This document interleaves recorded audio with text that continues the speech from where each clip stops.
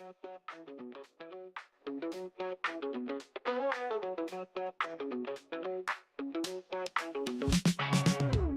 to the spot. It's time to ignite. Oh yeah. Operation Hangout. The feeling's just right. Chilling with the crew. We're ready to groove. Opinions flying high. Come on, let's move. Hang out all night long, all night. Laughing and debating, playing our song. Oh yeah. Share your thoughts, don't be shy. Don't be shy. Operation Hangout, let's reach for the sky. Let's fly. Pull up a chair, let's get in the zone. Voices blend and smooth, like a funky trombone. Oh yeah. Topics from the heart, making us think. With a twist and a shout, raise up your drink. Cheers! Hang out all night long, all night. Laughing and debating, playing our song. Oh yeah. Share your thoughts, don't be shy. Don't be shy.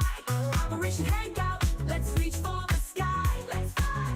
Bring it down, shake it up, feel the beat. With every word we share, the circle's complete.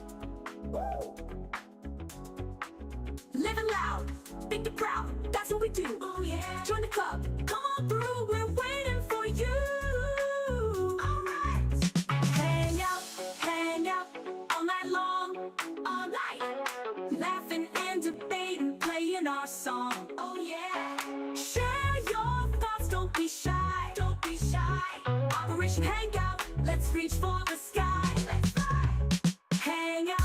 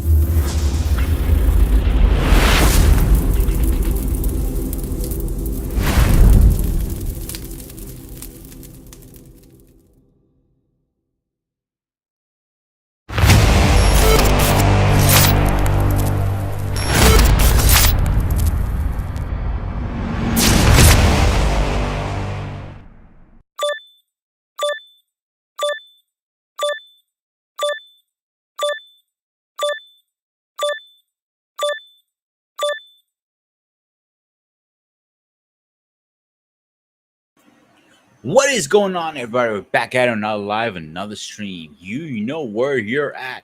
You're at Spartan SU Network. I am your host, not Ghost, the Spartan, aka Peter. Wow, that was a tongue twister for some reason. So, how is everybody doing tonight? We already have somebody in the house.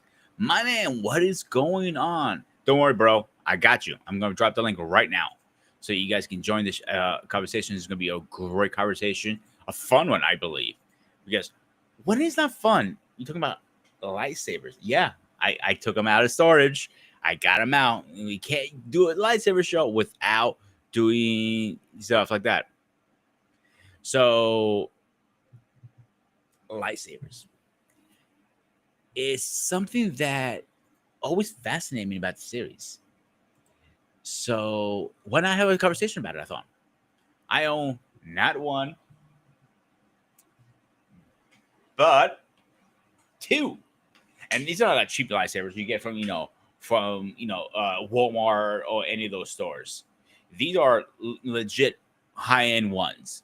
I'm not trying to brag or anything like that. It just like these are legit. The only downfall today, I didn't get a chance to actually charge the battery. So, guys, hold up a second. We got one guy in the background. Let's get his ass in here from the UK. My man in the house.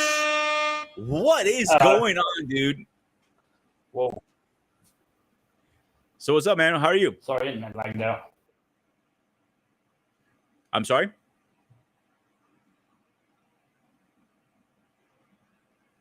You good? You're losing connection, mate. Oh. Sorry. So, you lost connection. I want to Yeah, you're probably apologize having. for last I'm night. fine on my end today. Don't jinx me because I'm gonna go choke slam your ass all over from down there. I enjoy that. No, I want to apologize for last night. For what? I don't know. I was depressed last night. I just wanted to say sorry for it.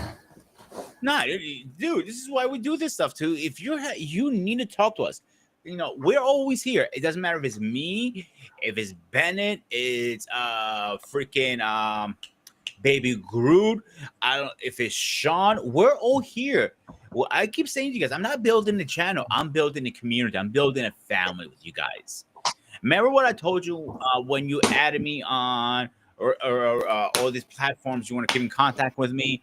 I know it's gonna be hard because of time difference and we're in different All content. right, yeah. What did I say to you? What were the words? Do you remember?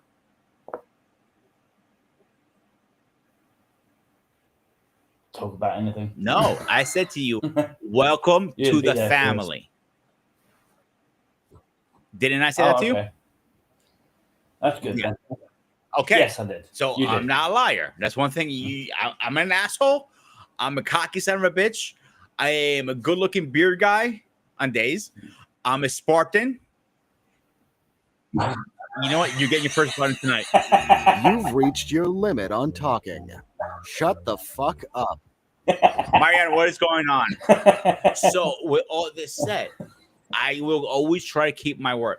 Obviously, if things happen in life, work, you know, family, whatever the case is, I'm not gonna be. I can't be behind my computer 24/7 as much as I love to be and do this full time. Oh no, fair enough. It's like that. All right, let's get this guy in here. I've been trying to get him in here for a while. All right, let's get Steve in here. He's like one of the coolest guys I know. Steve, what is going on, my man? Hey guys, how's it going? I am so sorry. I was gonna go to work and do this special. It was gonna look really good, but I'm in my room because I thought we were doing October 5th. So October 5th, we're doing your interview on Sunday.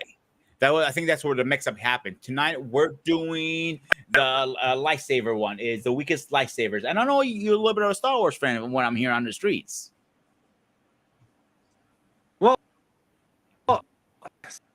Like,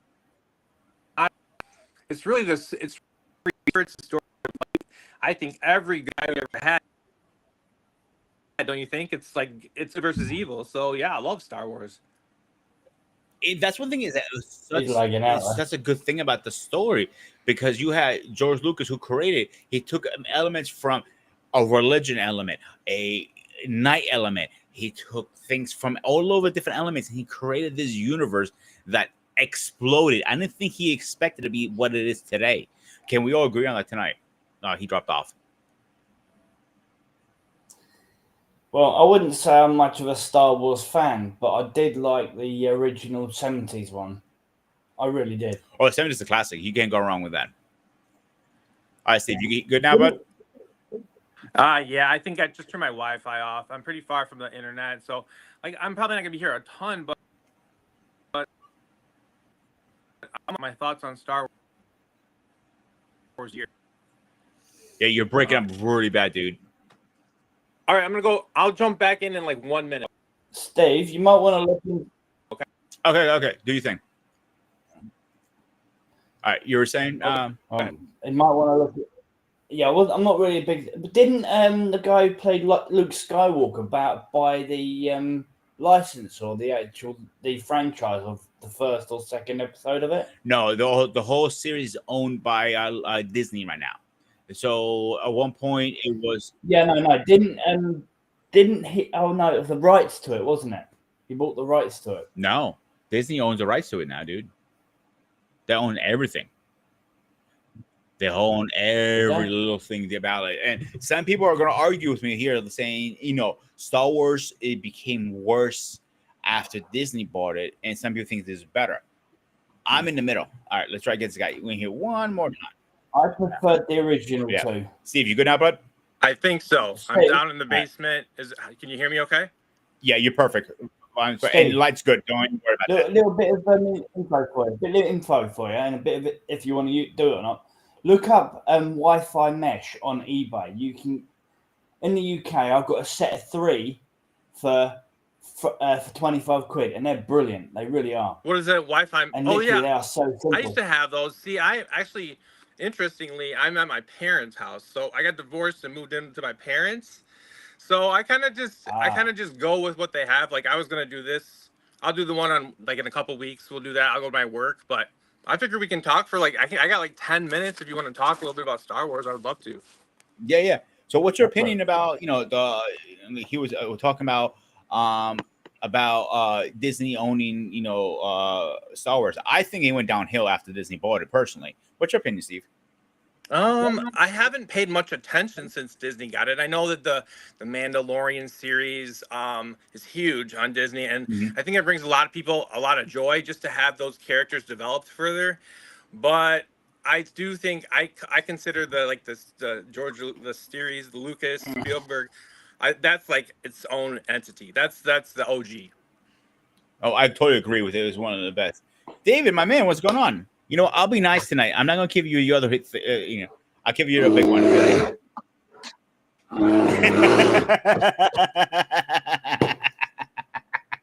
Finally, like,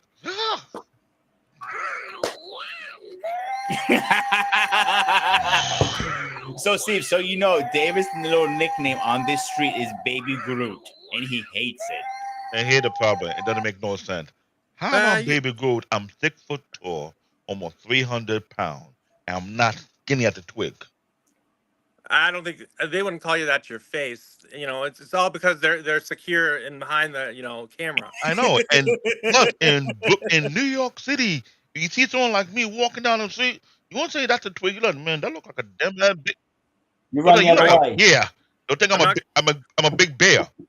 So, and shout out to Reckless. You see him walking down the street, you run the other And way. shout out to Reckless Ray. He don't want to call me Bear Paw because I have a big hand. So you don't. I got to give him credit. I met David personally about, what was it, 4 months ago, David? Yeah, 3-4 months ago. 3-4 months ago, and I looked up like, "Whoa, you're a big motherfucker." I looked up, but it was a good time, bro. We had a pizza and we had a great time. And, like, we met in New York. So anytime you're in New York, you're always having a fun time. I don't care where you are in New York. Nowadays you got to be a little bit careful now. It depends who you hang out with, dude. You know that. If I you surround yourself with good people, I always say that. Like I told Greg earlier, like he said, "Oh, he'll apologize about last night." He has nothing to apologize. We're all family. At the end of the day, I'm not building a channel. I'm building a family with you guys, with everybody, so we can vent, we can have fun, we can do whatever we need to. If you guys are wrong, debate like crazy idiots. Just a little. Right. All right, David, you're up. What do you think about lightsabers? What's your opinion? I haven't been following up with Star Wars since 2011, 2012. I think that's when I stopped watching it. But when it comes to lightsaber, I remember back to the Cartoon Network days. I was into it to a certain degree because, for one, depending on the Republic or the Rebels, there's a unique fundamental behind it. So since I have not been following after that period of time, I kind of like fell off. Don't get me wrong. For the TV series, what's the animated series that we see on cartoon? But they were filling up the gaps. Everybody know when it comes to the Star Wars franchise, there was a lot of time gap whereby it wasn't making any sense, and the animated series fill up most of the gap in the first place. That I was following. Now I don't have Disney Plus. I didn't follow all the other franchise they have afterwards. And I think it's a good thing I didn't watch it because some of the diehard fan was not happy about it. But when it comes to lightsaber, I think that's one of the very unique weaponry You're back. in modern shows that I hate to say it, but certain cartoons, certain anime give some kind of homage to it. It's very unique in itself. Fundamental behind it, the technology behind it, and the variation, it matters. I can't put so much in it because that's out of my element right now. I mean, any kind of weapon that's outside Star Wars, I can say, but this, it will be difficult for me. I had to bring the boys out today to play a little bit. And these are not cheap, David. Believe it or not, these fuckers are not cheap. You see the quality on the suckers. I bought I'm this aware of last that. year. I bought this I'm last year aware at of that. Comic-Con. I dropped 5 big ones on these sucker. This one was 800. I bought. So a good quality saber is not cheap at all. If you wanted to, and these are dual ones too. I went all out on them. The one I want to If I, get re- next. if I I'm recall, sorry. whenever they had no type of convention for Star Wars, I heard about it. The minimum would be like about maybe 200 or 300, depending on who's making them, but it goes real high. It get to a point when people are spending almost $1,000 for one lightsaber. I just want the real one. Oh, I'll love that. I mean, like, Hack- how much would you spend on the real one? Like 50 grand? I don't know. Like, that's the problem. Hacksmith, everybody know his channel on YouTube. It's a group of Canadian guys who like to put things into reality. They were trying to create one, and I was like, I love my Canadian, but y'all crazy. it would be nice. They came close. They came close to making a real lightsaber, but the fundamental is very complicated. And Yeah. It's these people are extreme nerds. I'm talking about top of the food chain nerd. Yeah. You watch their channel. Any idea you think that's not possible, they were trying to make it happen. Well, we need people like that. I'm I actually thought looking at Theory Sabers, and he's a big content on Star Wars. Star Wars Theory, I believe is his channel or something like that. Great content, that guy. And he started his company about a year, 2 years ago, and the quality of his sabers are so incredible. Even they have the breakaway. They show the cryo crystal spinning in it, and that's the one I want to get next. And that looks insane. I'm hoping, cross my finger, I'm hoping he's going to be at New York Comic Con, because that's one of the biggest cons in, the second biggest con in the United States. And if he's over there, I am definitely I'm gonna scoop one up. I'm gonna see if I can get a Bull Brother discount a little bit. But here's the thing: what Steve is saying, a lot of people in a very small, tight knit group are trying to get one made for real, because lightsaber thing, it was something that every science nerd was trying to figure out. The Didn't algorithm. Mythbusters come close to it? Oh, Somebody came close to it. I'm sorry. The only people who came close to it were the Hacksmith crew. Oh, did they? You had to look up the YouTube. I watched a lot of their clip. The one clip that threw me off, they took an old sled and put a rocket on it, and they broke the speed limit on that one. I was like, take my hat off. But you understand that as a former science nerd, to create a lightsaber, it's like you're using laser and you're bending it to a certain degree whereby it doesn't go far out. It stops at a certain limit, and that's almost impossible to do. Because if you don't know your math, you don't know your calculation. It's like you're telling a particular device to shoot a limited amount of laser to a certain degree, to a certain length, and stay stable. That's number one. And a gas or limit you're using, that's number two. Are you gonna test if it actually do the job? That's number three. And believe me when I say it is not that simple. It is not. No. Flame saber is almost you could do that. Yeah, you can make a flame saber, but lightsaber, light technology, it's hard. Absolutely. It's hard here because they need them on the damn educational system. Like, hello. If they stop doing that, if they stop doing it and raise some smart people who want to try that, we may get someone with it. But lo and behold, you want to dumb everybody down. I don't get it. Steve, you want to jump in this? I know you had something to say. I mean, I was a science teacher. I feel you and all that. I think like the closest we got is like the plasma. But I was going to ask you because you had said that there were different colors that meant different stuff, or you were like, run me through that since I don't have a ton of time because I definitely want to weigh in and have an opinion before I get out of here. Dave, you want to take that? I will look into it right now because So it depends. I know the red one. If you get a red kyber crystal, so they never come in red. You have to corrupt the crystal to turn red. That's automatically evil. Yeah. So you also have another one that is a rare one is the black saber, and that's only one of a kind. So that was a very unique saber. Then you have the purple one, green one, and a white one. Though I don't remember exactly what they stand for. I believe white is stands for good, obviously. Green, I think, is named for knowledge, and purple for wisdom. Am I mistaken? I'm sharing it Okay. right now, so you guys have an idea of it. I got you, David. There we go. Oh, there are a lot more colors than I expected. Holy shit! So And then my assistant was always, I mean, pushing to the limit. We have blue, green, yellow, purple, red, white, and black. Blue is for Jedi Guardian combat focus, and more for Anakin Skywalker and Obi-Wan. Green, Counselor Wisdom, Force Mastery, that's Yoda and Luke. Yellow, Jedi Sentinel, balance of combat and skill, that's Raid and the Temple Guard. Purple, rare indicate balance of light and darkness, that is Mace Windows. Red, Sith Dark Side. Synthetic or corrupt crystal, Dark Vader and Mao.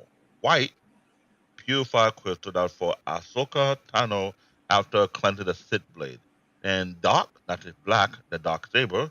Ancient Mandalorian weapon, unique flat blade, Tare Vazil and Dajim. But the hilt and blade design it varies. The standard single blade, the double bladed saber staff, the cross guard saber, the shoot saber, the curved hilt saber, the whip saber or light whip, the dual phase sabers, the guard shoto, the pike saber, and the ring hilt saber. Interesting. There are a good amount of more than you expected. They're not only the thing people keep forgetting, and actually, I'm gonna phrase that people that don't know is say the sabers are not only for the Jedi's. There are some other forces in the Star Wars universe that uses sabers. Is this safe to say this from George Lucas' blueprint of Star Yes, Wars franchise? it was from I George hope it. I Lucas. hope it's not Disney add-on because George No, Lucas. no, no, it was before, way before. I'm right, talking He about created. He because created a there's masterpiece. And it's not that simple. absolutely. Yeah, because they were books. These were all correct. books, right?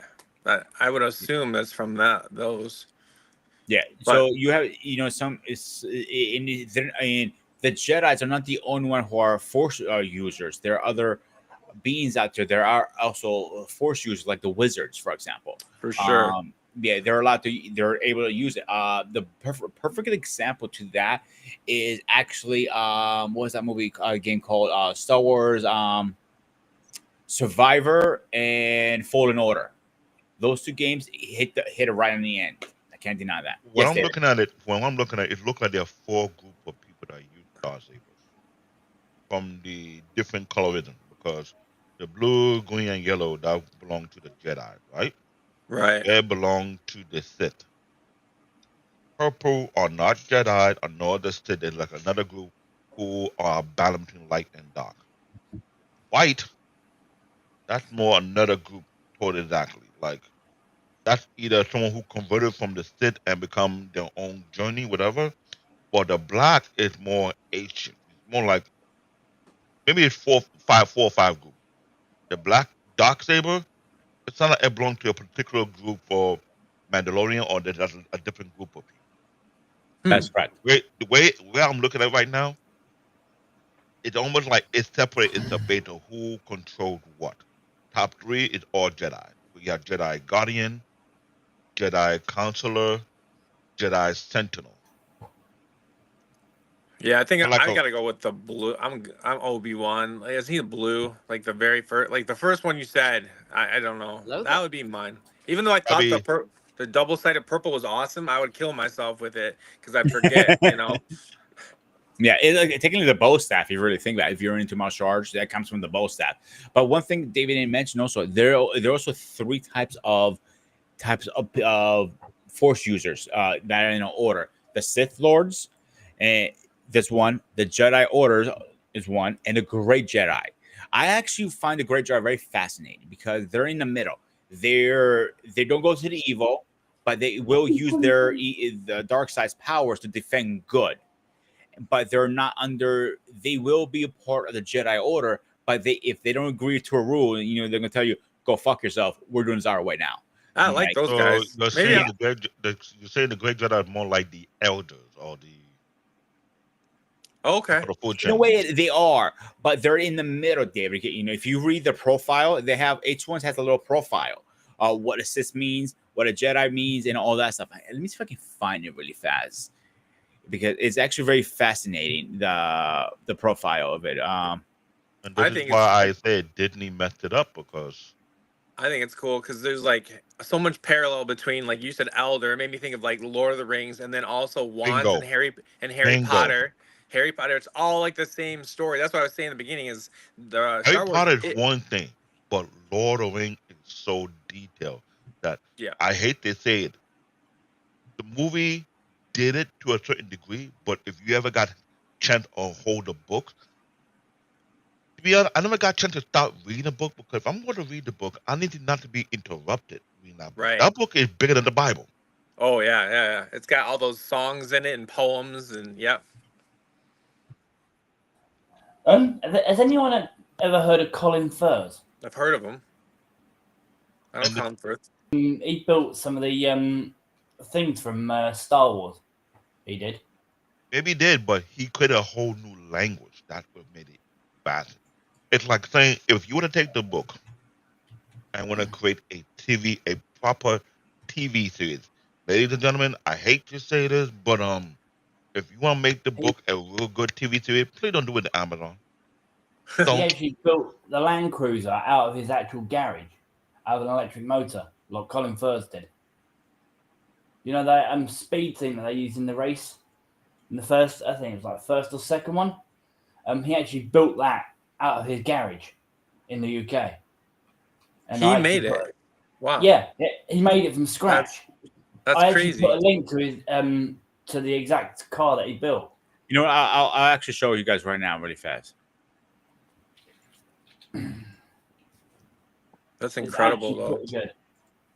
Be surprised. That's what I'm saying when Joe Lucas messed up selling his whole IP, intellectual property to Disney, they made a mess of it because if you want, we had a debate about it. If you want to reboot it, how you'll go about it because one, I hate to say, if you're going to reboot a beloved franchise, you might have to start all over again from scratch. And then That's gonna be so hard with Star Wars because you have the hardcore fans like myself, Saber Theory, Eric, I am Bennett, and so fully on. aware of that. But here's the problem: Disney made a mess of it. I mean, they made a lot of money. They made a lot of money. They made a lot of money Get low money. making a mess out of it. But the thing Yeah. is, if you can redo, here's the thing about making a reboot. We had this discussion when it comes to anime. Doing a reboot, it's not that simple. It's not that easy. But if you're gonna do it, you have to do it to a bunch of new actors who will fit the part and will do it properly. Like, let's be real. Guess who did it properly? Harry Potter. Harry Potter started from young. They had a group of characters who started from young who would die cat to that particular character, and they grew along with the franchise, which made it iconic. You know what I'm saying? Mm-hmm. Lord of the Rings is not that easy to do it that way because when they did Lord of the Rings, he was the problem. They did the Lord of the Rings first before they did the Hobbit. The Hobbit was supposed to come first before Lord of the Rings. But the book is so popular, they did Lord of the Rings first.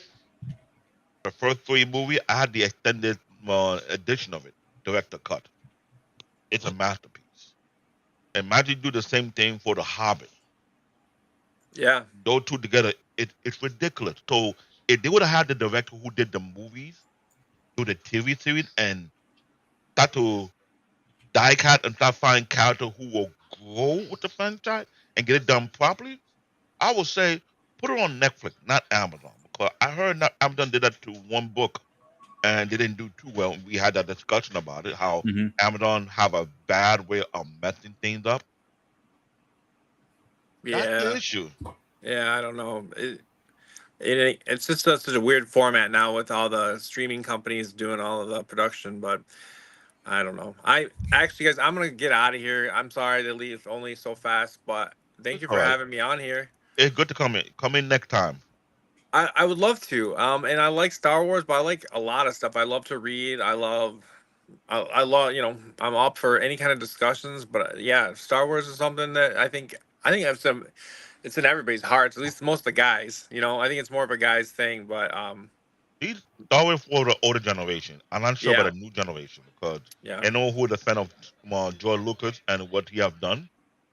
They will follow into this hardcore.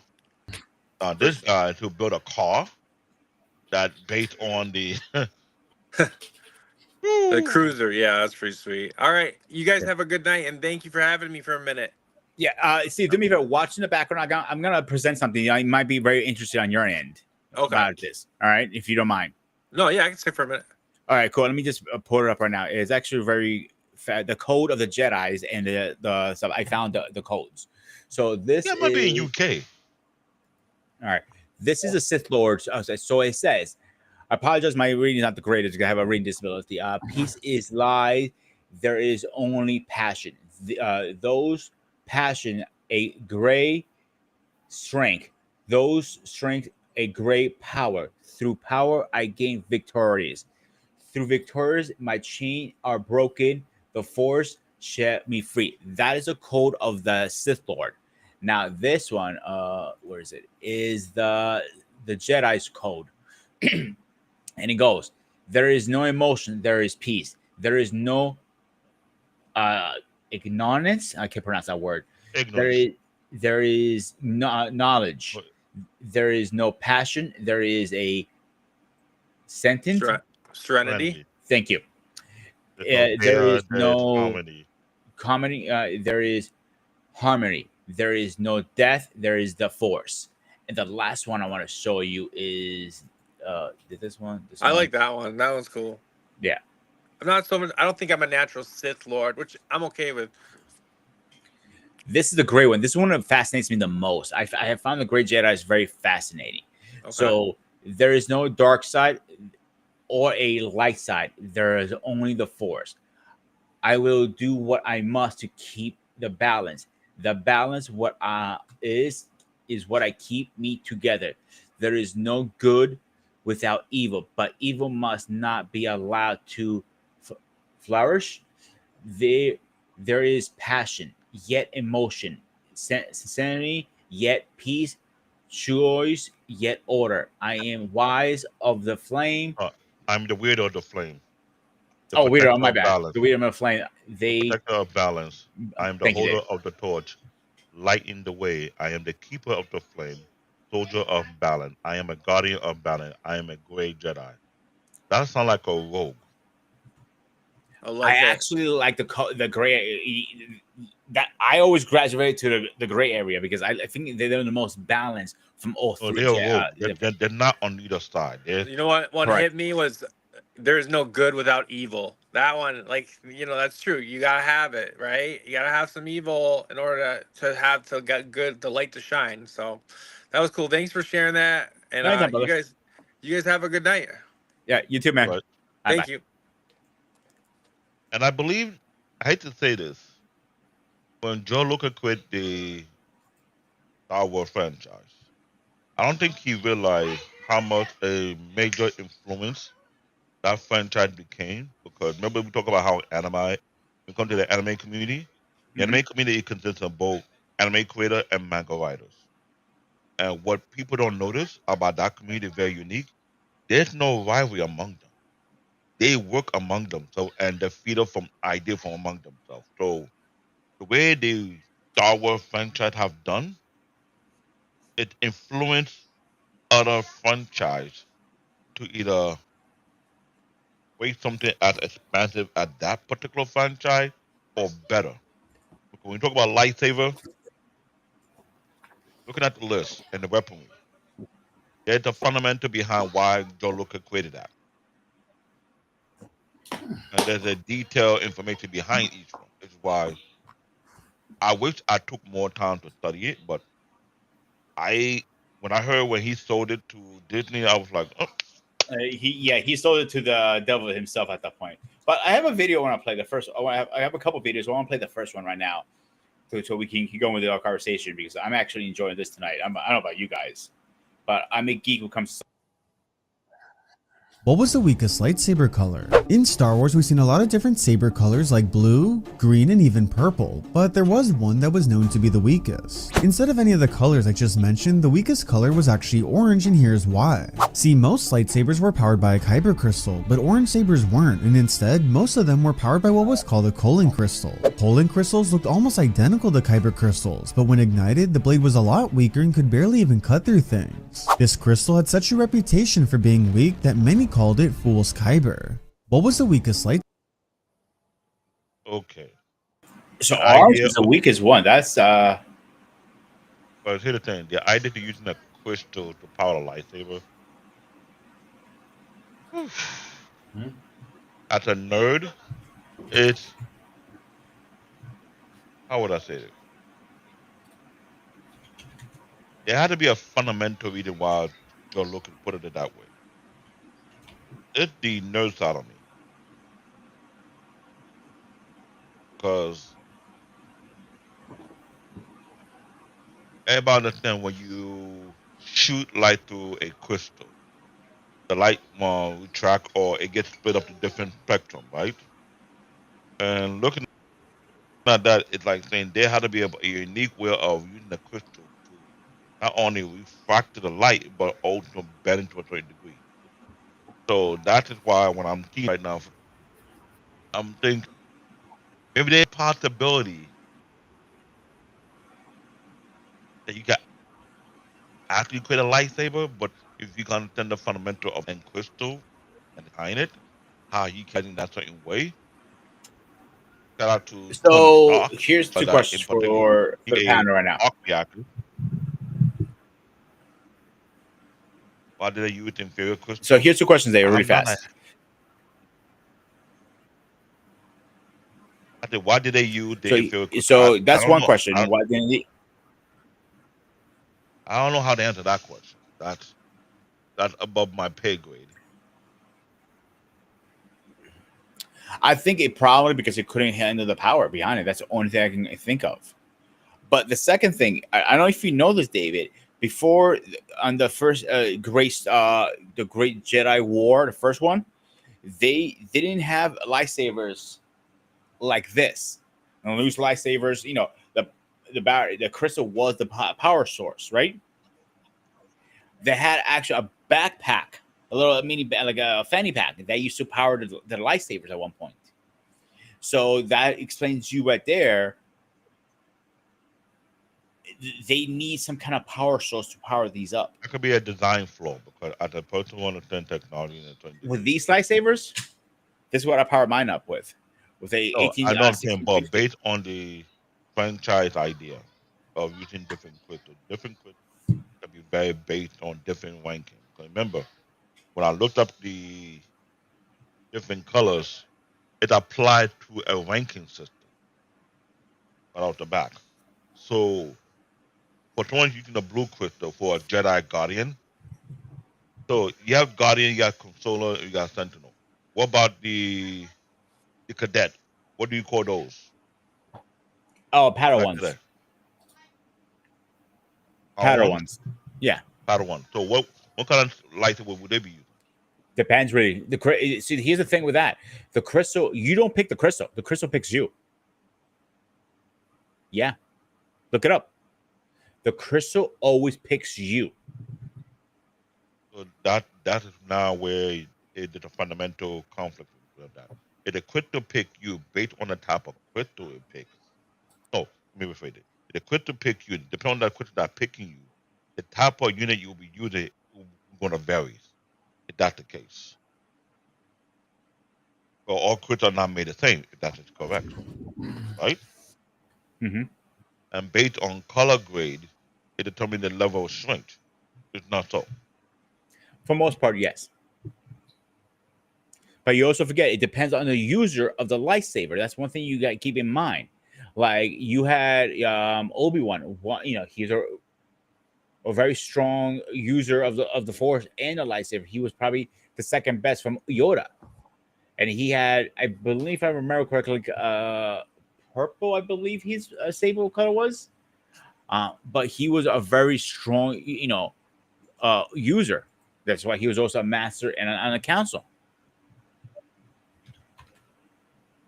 That makes sense.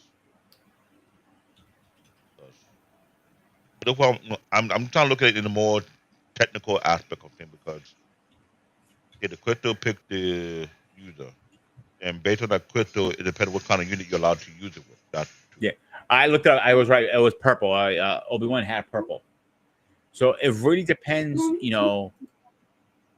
It's like Anakin, for example. He had a different color than when he turned evil. His crystal got corrupted. He had to remake his saber not once, but not twice, but 3 times. The first time he had to remake it was after he got actually no 4 times. I'm lying to you. Was it 4 times? It might be 3. The first time was when he lost his arm during the Clone Wars. The second time when he lost it during Obi-Wan's fight, and the third time when he actually, he fought a stray Jedi and he lost it in the combat. So he had to remake his saber 3 times.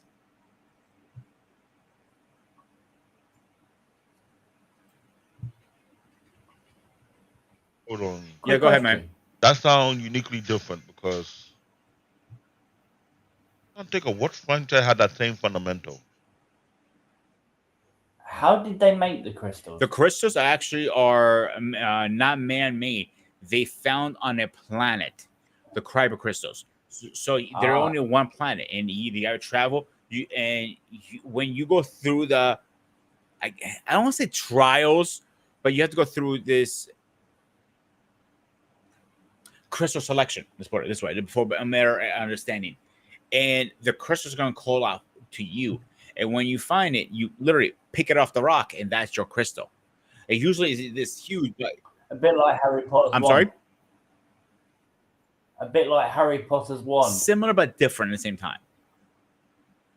Like he went to the store and bought his. The wines are made there. Yeah, no. The guy who sold the wands, the user. Oh, okay. Yeah. Even though he bought the wand itself actually chooses the user who buys the wand. In Harry Potter. Similar sort of story thing, if you know what I mean. Similar but different at the same time. Nah. And let me look up exact name of the planet because I'm not sure.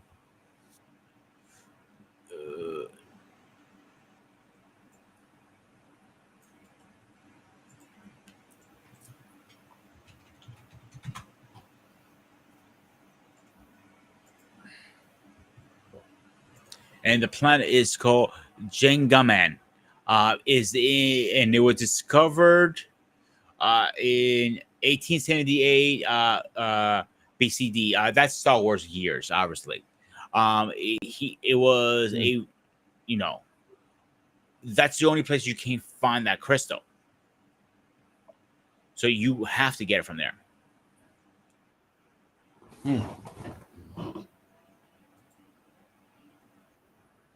What did you think about them 2 links I sent? Okay, there are actually one is actually pretty interesting. You got the Starfighter or whatever it is, and then you got the at whatever it's called. Flaming saber. Let me get this buff up here really fast. Give me 1 second. I'm actually gonna put them up here. When's this damn commercial to be done? All right, so this one I actually enjoyed this one a little better. This guy went all out. He went all out on this stuff. Oh, he built that one in his back garden. I seen some crazy shit, but damn, this guy really went all out. No joke. I know that one. Yeah, he built that one in his back garden. Good shit. I wonder how long did it take him I to build think it? he bought a smaller one for his kids. He actually, because that one's made out of steel and wood and stuff like that, but the one that he built was all made out of wood, so that his kids can climb up there and play in it. I've seen this stuff like that online, but that's the first time I actually seen that scale.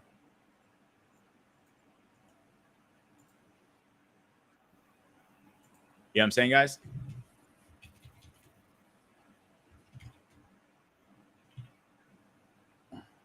Guys, you guys gonna be muted today, or you guys gonna talk? I see it is the fact that he did that. It said a lot. That's number one. Listen, David. One thing about Star Wars fans that are on a different level. I know you're a huge a huge anime fan, but this is on a next level fan base. No, Star Wars fan. No, hold on. This Star is Wars the same. fan, the Ghostbuster fan, and what another one? Star Trek. Sparta. There's This three. is the same No, guy who Star actually Wars, also. Star Trek, and Ghostbuster. They are completely extreme diehard fans. And You get Star Wars, Star Trek, and Ghostbusters. Those three, yes. they're But more like a army, not a gang. Nah, I wouldn't even call it that. It's a following. It's a cult following almost. Oh, Bit like the Knight Rider following. Okay, sort of that thing. No one- one the near whole as bad. episode. No one near as this to this level. Not to this level. Like, dude, they have literally saber schools. How to teach you a fight with lightsaber. Damn. Yeah. Didn't know that. And they have demonstrations like in malls, at parks. And their demonstrations are pretty freaking cool, to be honest with you, bro. But then the Yeah. fact that he built That's the the same frame, guy. here's what I think was different. He built the frame of it real nice. Now to build the cockpit even better, I think he would have taken more time instead of. But here's the thing: when I look at different part of the world, when people want to create their favorite from the particular genre or fan base, the only person who have gone too far with it with the Japanese. Everybody know about the Japanese. They're heavy on Mobile Suit Gundam, right? They create their life-size version of the actual gun that's big as a tower. Now, I recall I showed you guys the one that somebody did was actually movable, and it took them years upon years upon years to perfect it. They had the software for it. They can control with the mobile phone. I was like, okay, that is time well spent. Mm-hmm. Mm. To create a functioning mobile suit that you can actually control. You have its own cockpit. You can see to the screen. You have a targeted system, and it goes about 30 miles an hour. Bro, there's a guy who actually has a full life what's it called? Robocop suit out there. That he walks, the gun comes out, and everything. It's not a real gun, obviously, but everything. So I want to show you a couple of two videos really fast before we move on for Greg's entertainment. I can't play the sound because of copyright reasons, so I do apologize to everybody. I know that's something we are dealing with. Yeah, so this is a literally, dude, Greg. This is one of the schools. They're doing a demonstration practice, obviously.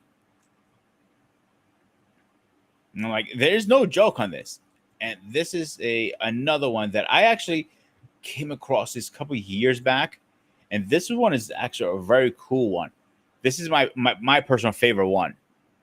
It's supposed to be, they play in the background the duel of faith from the first movie, episode 1, and this is the world championships lightsaber.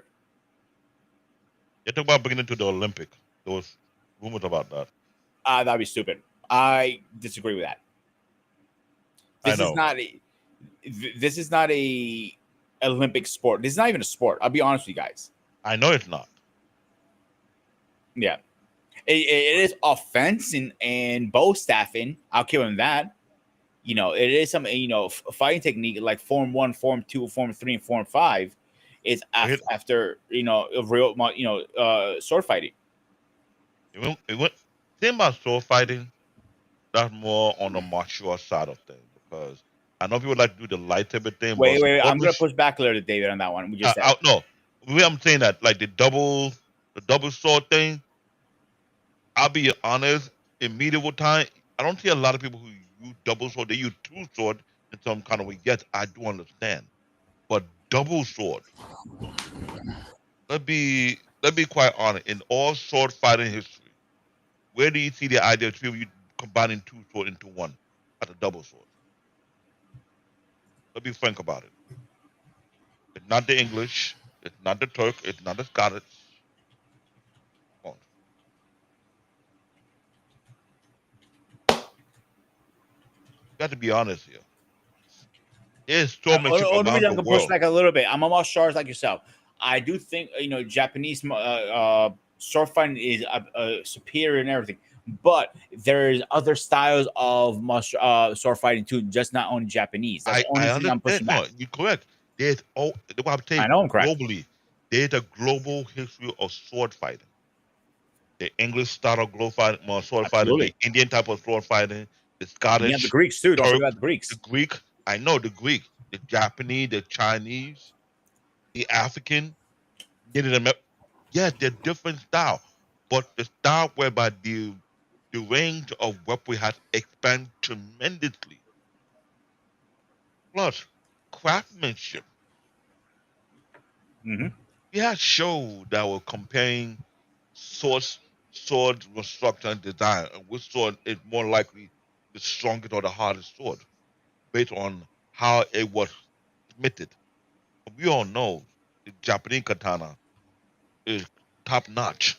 All right, David, hang out 1 second. Let me get this guy in here. Ladies and gentlemen, please rise for our president.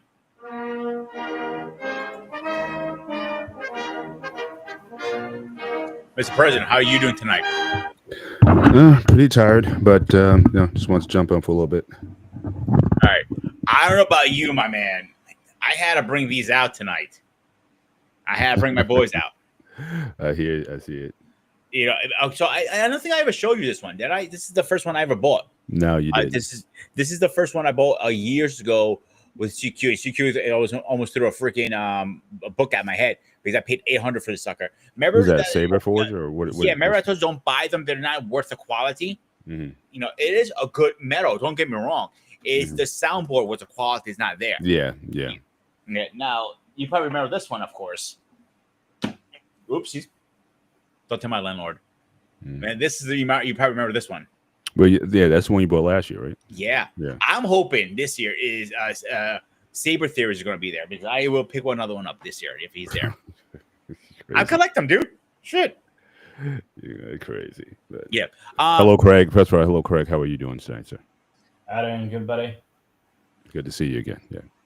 So tell me, what's your opinion about lightsabers? Do you think it's a weak one out there, a weak color? What you mean? Just give me a little briefing.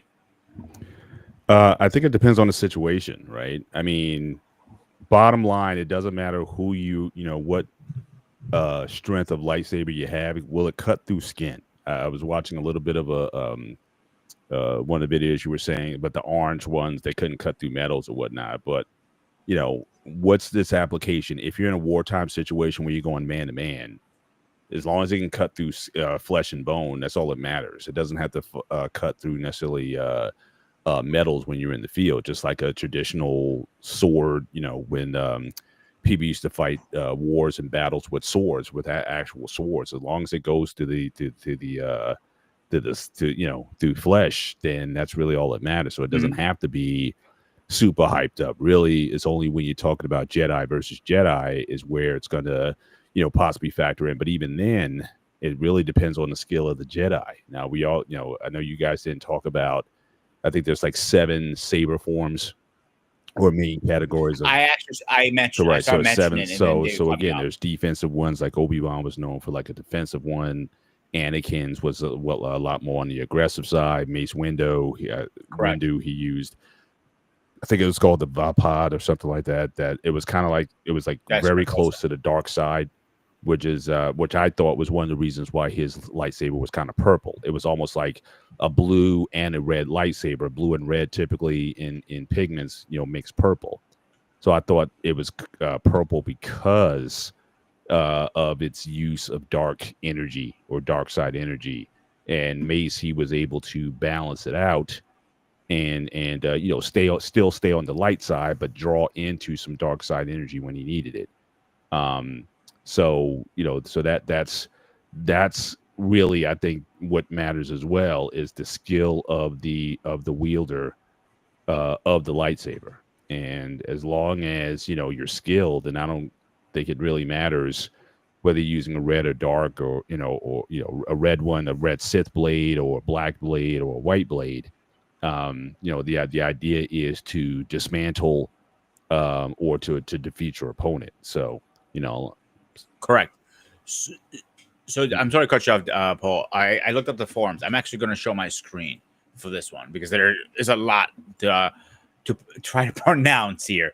Okay, Form 1, Shin Kong, the most balanced form, focus of Fumero and used for dimension enemies. Disarming I can't pronounce that enemies. fucking word.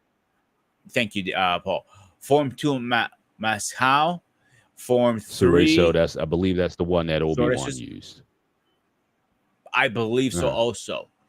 Form 5, Athang. No, Form 4 is Ataru. Form 5 is the Sheen. Thank you. Jim So, I believe that's basically what Anakin and even Vader, he kind of made like his own version of it. But again, it's meant for like aggression. It's very powerful, and it's meant to kind of beat a guy down with it.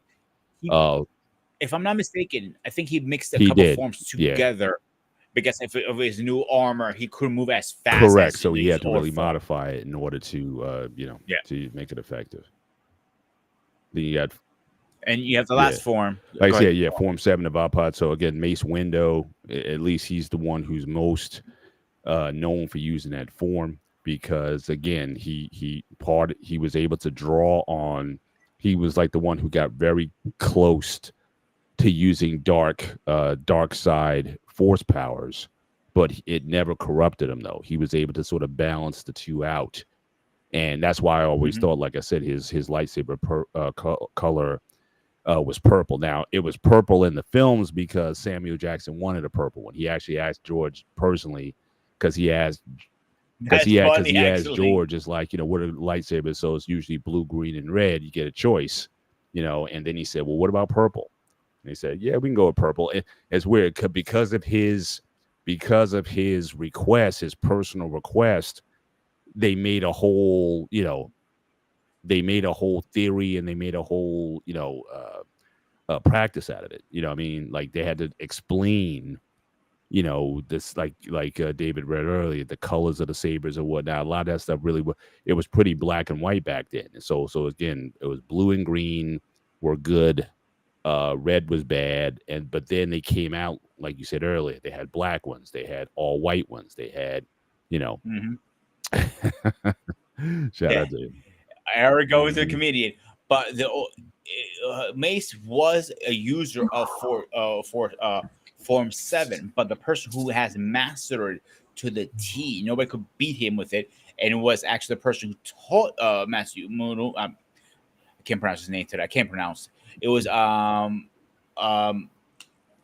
Actually, was even more stronger with that form than he was, and he was like sick with that form. Well, but Yoda's used, I think, his primary one because again, the one that I think it was like the second or fourth form that dealt with a lot of jumping ability. Because again, we saw in the films that's how Yoda fought. He relied on jumping and leaping abilities and whatnot to get the force mostly. Yeah. So I would think that would have been more so his forte than certainly the Vapod. But certainly both him and Mace, if need be, they can sort of tap in, like I said, into some of that dark side energy if they needed to. But and you don't see Yoda really tapping into the dark side as much. Only one little scene when he got attacked with force lightning, then he caught it and it returned it to the. Well, I thought That's in the the only time- Clone Wars, I thought there was I thought there was an episode where he kind of tapped into Darkseid a little bit to help him overcome. I don't know if it was in the anime series. I don't know if that was in a fight with Sidious or whatnot, but I thought there was an episode where he got real close, but like I said, he didn't necessarily go completely over, into that space. But yeah, it's definitely, it's just interesting how, throughout the years, the lightsaber, and I think I heard some of your discussion earlier. You said that people were trying to create one, like a real one or something like that. Yeah, they've been trying to create one for years. Yeah. We're so far from that because we don't have the power Yeah. source. To Well, sustain that. even if you did, I mean, it's got to be small, right? It's got to fit within that hilt. And I don't think there's anything remotely. Yes, it's got to fit in there, and I don't think we're, you see just even the car batteries that are used in electric cars just to get a car to go a few hundred miles without charging or whatnot. So imagine, what you would need for a lightsaber. And you were correct, Pete, about, for what I understand, the early lightsabers, you literally had like a battery pack, like you would carry it on your back or something like that, and that would actually power. On the hip, they usually carry like a little fanny pack. that would actually power your lightsaber from there until they were able to sort of put it into the hilt itself. So, definitely that was a thing with with those back then. But I guess for me, like I said, it's less about the lightsaber itself, but I just personally want to know, like, who, from what you've seen in all the Star Wars, who's your favorite fighter? Ooh, that's a rough question. Ooh, you came swinging tonight, Paul. Because to me, that's what it is. I mean, skill. They say skill pays the bills, right? So again, give me a skilled combatant using little over giving you the top of the line best weapon, but you're not very good at it. So I would rather go with the guys who really can get down, and so whether it be from the movie franchise or from the animated series or any other iteration of what you show. I'm actually going to use a different franchise, and he's new to the series, but I fell in love with him because he's like a confused little individual at first, but then he finds himself way. He was first in Star Wars Fallen Order, then Star Wars Jedi Survivor. His name is Cal Consensus. He was the main character in the Star Wars game. I'm telling you, Paul, I know you're not a gamer, but I know you're a Star Wars fan. If you can just get this game, play it on your PC at least, you're going to call me immediately afterwards. You're like, dude, I am in love with this fucking game. That's how good it is. I put it this way, 9 out of 10. And on PlayStation 4.3 out of 5. It tells you right there. And I'm not telling you that because I'm just a Star Wars fan. I'm telling you as a gamer too, is one of the best Star Wars games ever made. But Cal, he has an interesting storyline because he survived Order 66. He was hiding. But as the game produces, he's tapping back to his Force styles. And he remembers his master's techniques. And he's learning new techniques as he's going through the what are those little library things they're called them? You know what I'm talking about, Paul. Oh, you mean the Jedi Archives? Yeah. Yeah, but the little the books that you find all over the place. They have them. He found man, I can't even recall what they're called right now. Eric, help me out. You know what I'm talking about. They're little pyramids that look like almost. Oh, the holocrons. Thank you. He finds a holocron. He finds a new style how to teach, learn himself. And he, as the game progresses, he learns different style. And cool thing with him is he starts with one lightsaber. Later on, he earns the double lightsaber, and that's really cool.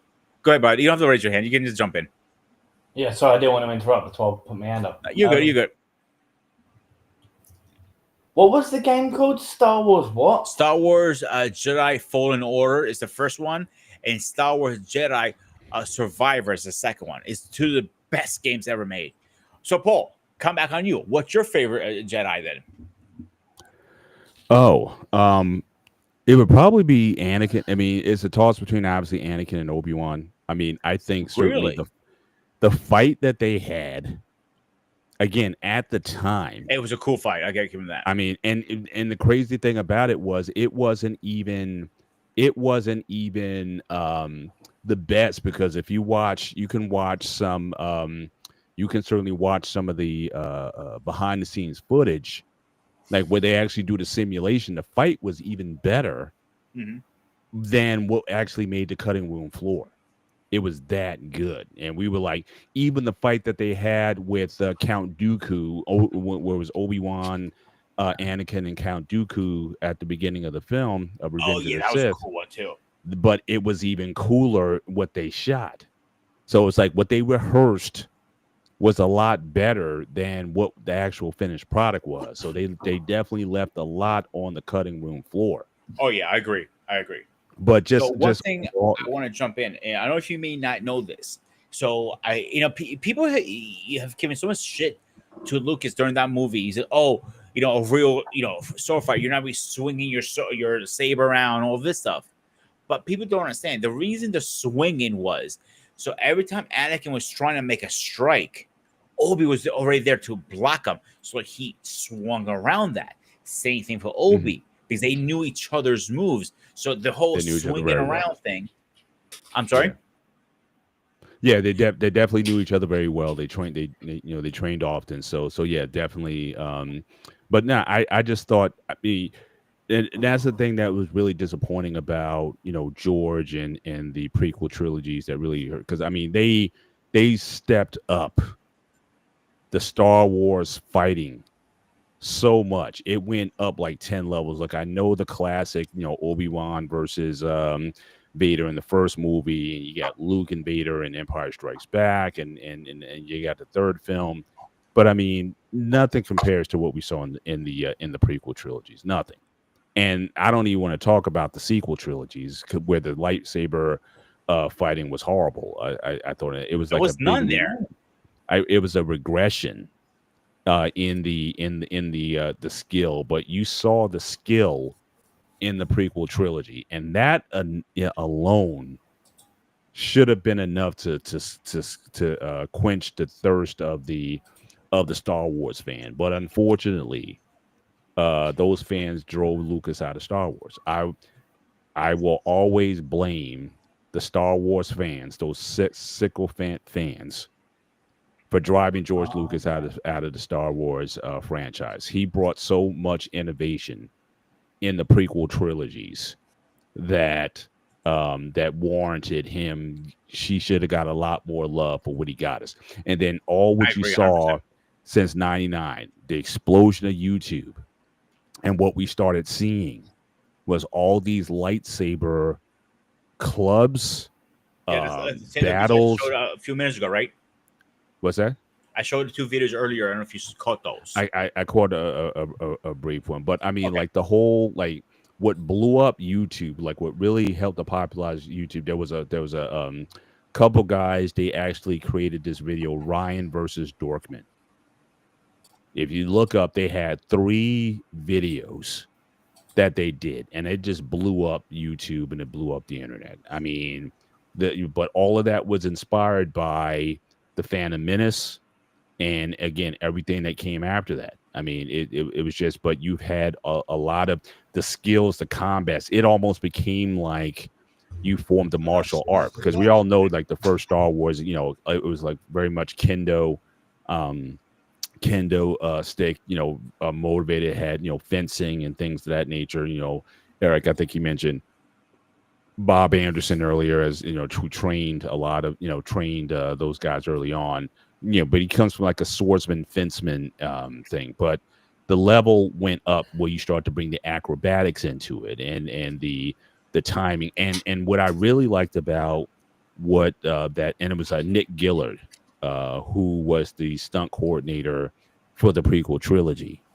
What he also brought to it was, because if you look at the original trilogy, they didn't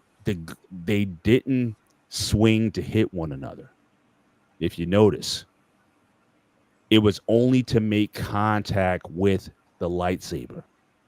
And so it's almost like you're doing a game where you stick your lightsaber out to touch the other lightsaber, and then you may try for a killing stroke, towards the end or something like that. But all of the saber moves were like up here, like so the body, the body cavity's here, and it's like you're not trying to hit it. It was you were trying to meet the lightsaber just to have them clash together and make the sound. But in the prequel trilogy, you can tell just looking at him that the idea is you wanted to hit the other opponent. And then what would be the move? So if someone's going to do a strike across your body, what parry with the lightsaber would be most effective? So again, what makes sense in that particular situation? So really, you had to start bringing some martial arts elements into it, some real kendo fighting elements into it, because this They also brought in. I'm sorry to cut you off, Paul. What's called honest. Honest stands for stick fighting in the Philippines. So I actually studied under that with my instructor a little bit, and under Master Gary of the Pocono Regional of the honest Vijitsu style. So when you go like it's form one, strike one, strike two, strike three, strike four, strike five. It's literally 1, 2, 3, 4, 5. Right. So if you go down to 1, obviously automatically you go down to 4. Then 4 goes to 3, and 3 goes to 2 goes to 3, and so on and so on and so on. Right. Where I agree, and a very, very, very, very tiny pushback I will have to your picking. I agree. The first 3 movies was okay fighting. The second, the episode 1, 2, 3, I think they were the best fighting in the whole goddamn series. With the lightsaber fighting, the only movie I'll give them a little credit. I mean, a little credit from scale 1 to 3. I mean, scale from 1 to 10, I'll give them a 3. In the end of the Rise of a Skywalker, when the Kato and Rhea, whatever her name is, they're fighting all these guys. That's the only good little fighting scene we saw of lightsaber towards the end. Right. But if I had to pick the best battle, it couldn't be good though. In fact, the fighting was so disappointing, but because again, the main combatants were not even Jedi or Jedi trained. Right. In the first one, you had Finn fighting Kylo Ren. That didn't Finn make no sense to me. Saber experience whatsoever. And Kylo was in the Jedi Academy, so it shouldn't have even gone 10 seconds. That's why I said it makes no sense. Yeah, but even in the last one, in the Rise of Skywalker, those combatants, like, they weren't really saber users either. You know what I mean? It wasn't like they were training up any kind of I agree. So that's the thing. I mean, but when you have the best, like, and George said this at the beginning of the prequels, he said, I want to show Jedi fighting at the height of the Jedi, like as good as it got. Because all we got in the first films was you had like a boy, Luke Skywalker, versus an older seasoned Jedi, or you had 2 old guys with Obi-Wan in old age versus Vader. But he wanted to show prime Jedi. So it was going to be more intense. It was going to be more athletic. It was going to be more of, just action. And I think we got that. And like I said, in all 3 films, I mean, the fact that you had the Attack of the Clones, you may not have liked it, but again, to see all those Jedi fighting at once, hundreds of them in the final battle scene. I mean, come on. I mean, that's. Oh, I'm going to agree 100%. Only thing I may be a little biased here, and this is my personal opinion. If I had to pick from all the movies, which one is my favorite one, is number 3. Episode 3 is the best one in my opinion. I know a lot of people hate that one for some reason, but I didn't mind episode 1, 2, or 3. People say, "Oh, I didn't like the love story." What the fuck do you think he's going to do? Grab some lotion and sit in a corner and jerk the fuck off? Like, that is the point of it. They had to do the nasty at some point in the series, right? I mean, Luke and Leia got to come from somewhere. They weren't force created like apparently Anakin was. So you knew they had to do the nasty at some point. I mean, look, did the romance seem a little bit forced? Yeah, it did, especially in Attack of the Clones. Like it's like, yeah, she wasn't feeling like that, and then all of a sudden at the end, she's like, I deeply love you, and all. I thought they kind of forced the romance a little bit on that a bit too much. Maybe I'll give you that, but as a Star Wars lover. That sounds so fucking weird, actually. Pause. Here, I need to put this is for me now. You've reached your limit on talking. Shut the fuck up. And this was on me for one. I got one of them. But as a Star Wars fan, I gotta give you credit. Yeah, it was forced. But if you had to, let me ask you a question, Paul. If you had to pick the best battle from all the series, is it still Anakin versus Obi-Wan? From Revenge of the Sith, yeah, absolutely. I mean, certainly, but even again, Yoda versus Palpatine, that was pretty cool. Very good. The one that was disappointing was Palpatine versus Windu. I mean, that one, it was so fast. It just wasn't. But again, neither of those guys, I don't think neither one of them put the work in. And now you want to say maybe they were too old to do that. But again, if you go back and look at the training footage of Hayden and forget the guy who plays Obi-Wan. But you look at they put hours, if not hundreds of hours, in choreographing those fight scenes to the point where it looked like I said, go back and watch again the training footage. It looks good without the special effects on the lightsabers. It really looks like they put their heart and soul into it to really make it what it was. And I'm glad you mentioned that because they were trying to tell him earlier before he came on. Come to the Star Wars fight scenes, there's a little added of martial art in play. Like you mentioned Kendo. And that's the first thing that came to my mind from the very beginning. David, I never argue with you. I agree with you, actually. I know you agree with him, but here's the thing I'm trying to point out. I'm watching a lot of science documentaries where they talk about swordsmanship, different sword design for different regions of the world, right? And when they're displaying the weaponry they use, from the English, from the Scots, from the Vikings, from the Indian, every other region besides the Asian region, not once have you seen any weapon where they have a double sword. That's never been done. The broadsword, that's the one whereby it's so heavy, you need a much longer handle so you can distribute the weight based on how you grip it. It's more than likely the common thing. But double swords, that's always been a thing for the Asian community. Either be the Japanese are using that type of thing because they have katana. Chinese have a different style of making sword, very unique, different. Never been a kid of joining swords. India, that's not gonna be the case.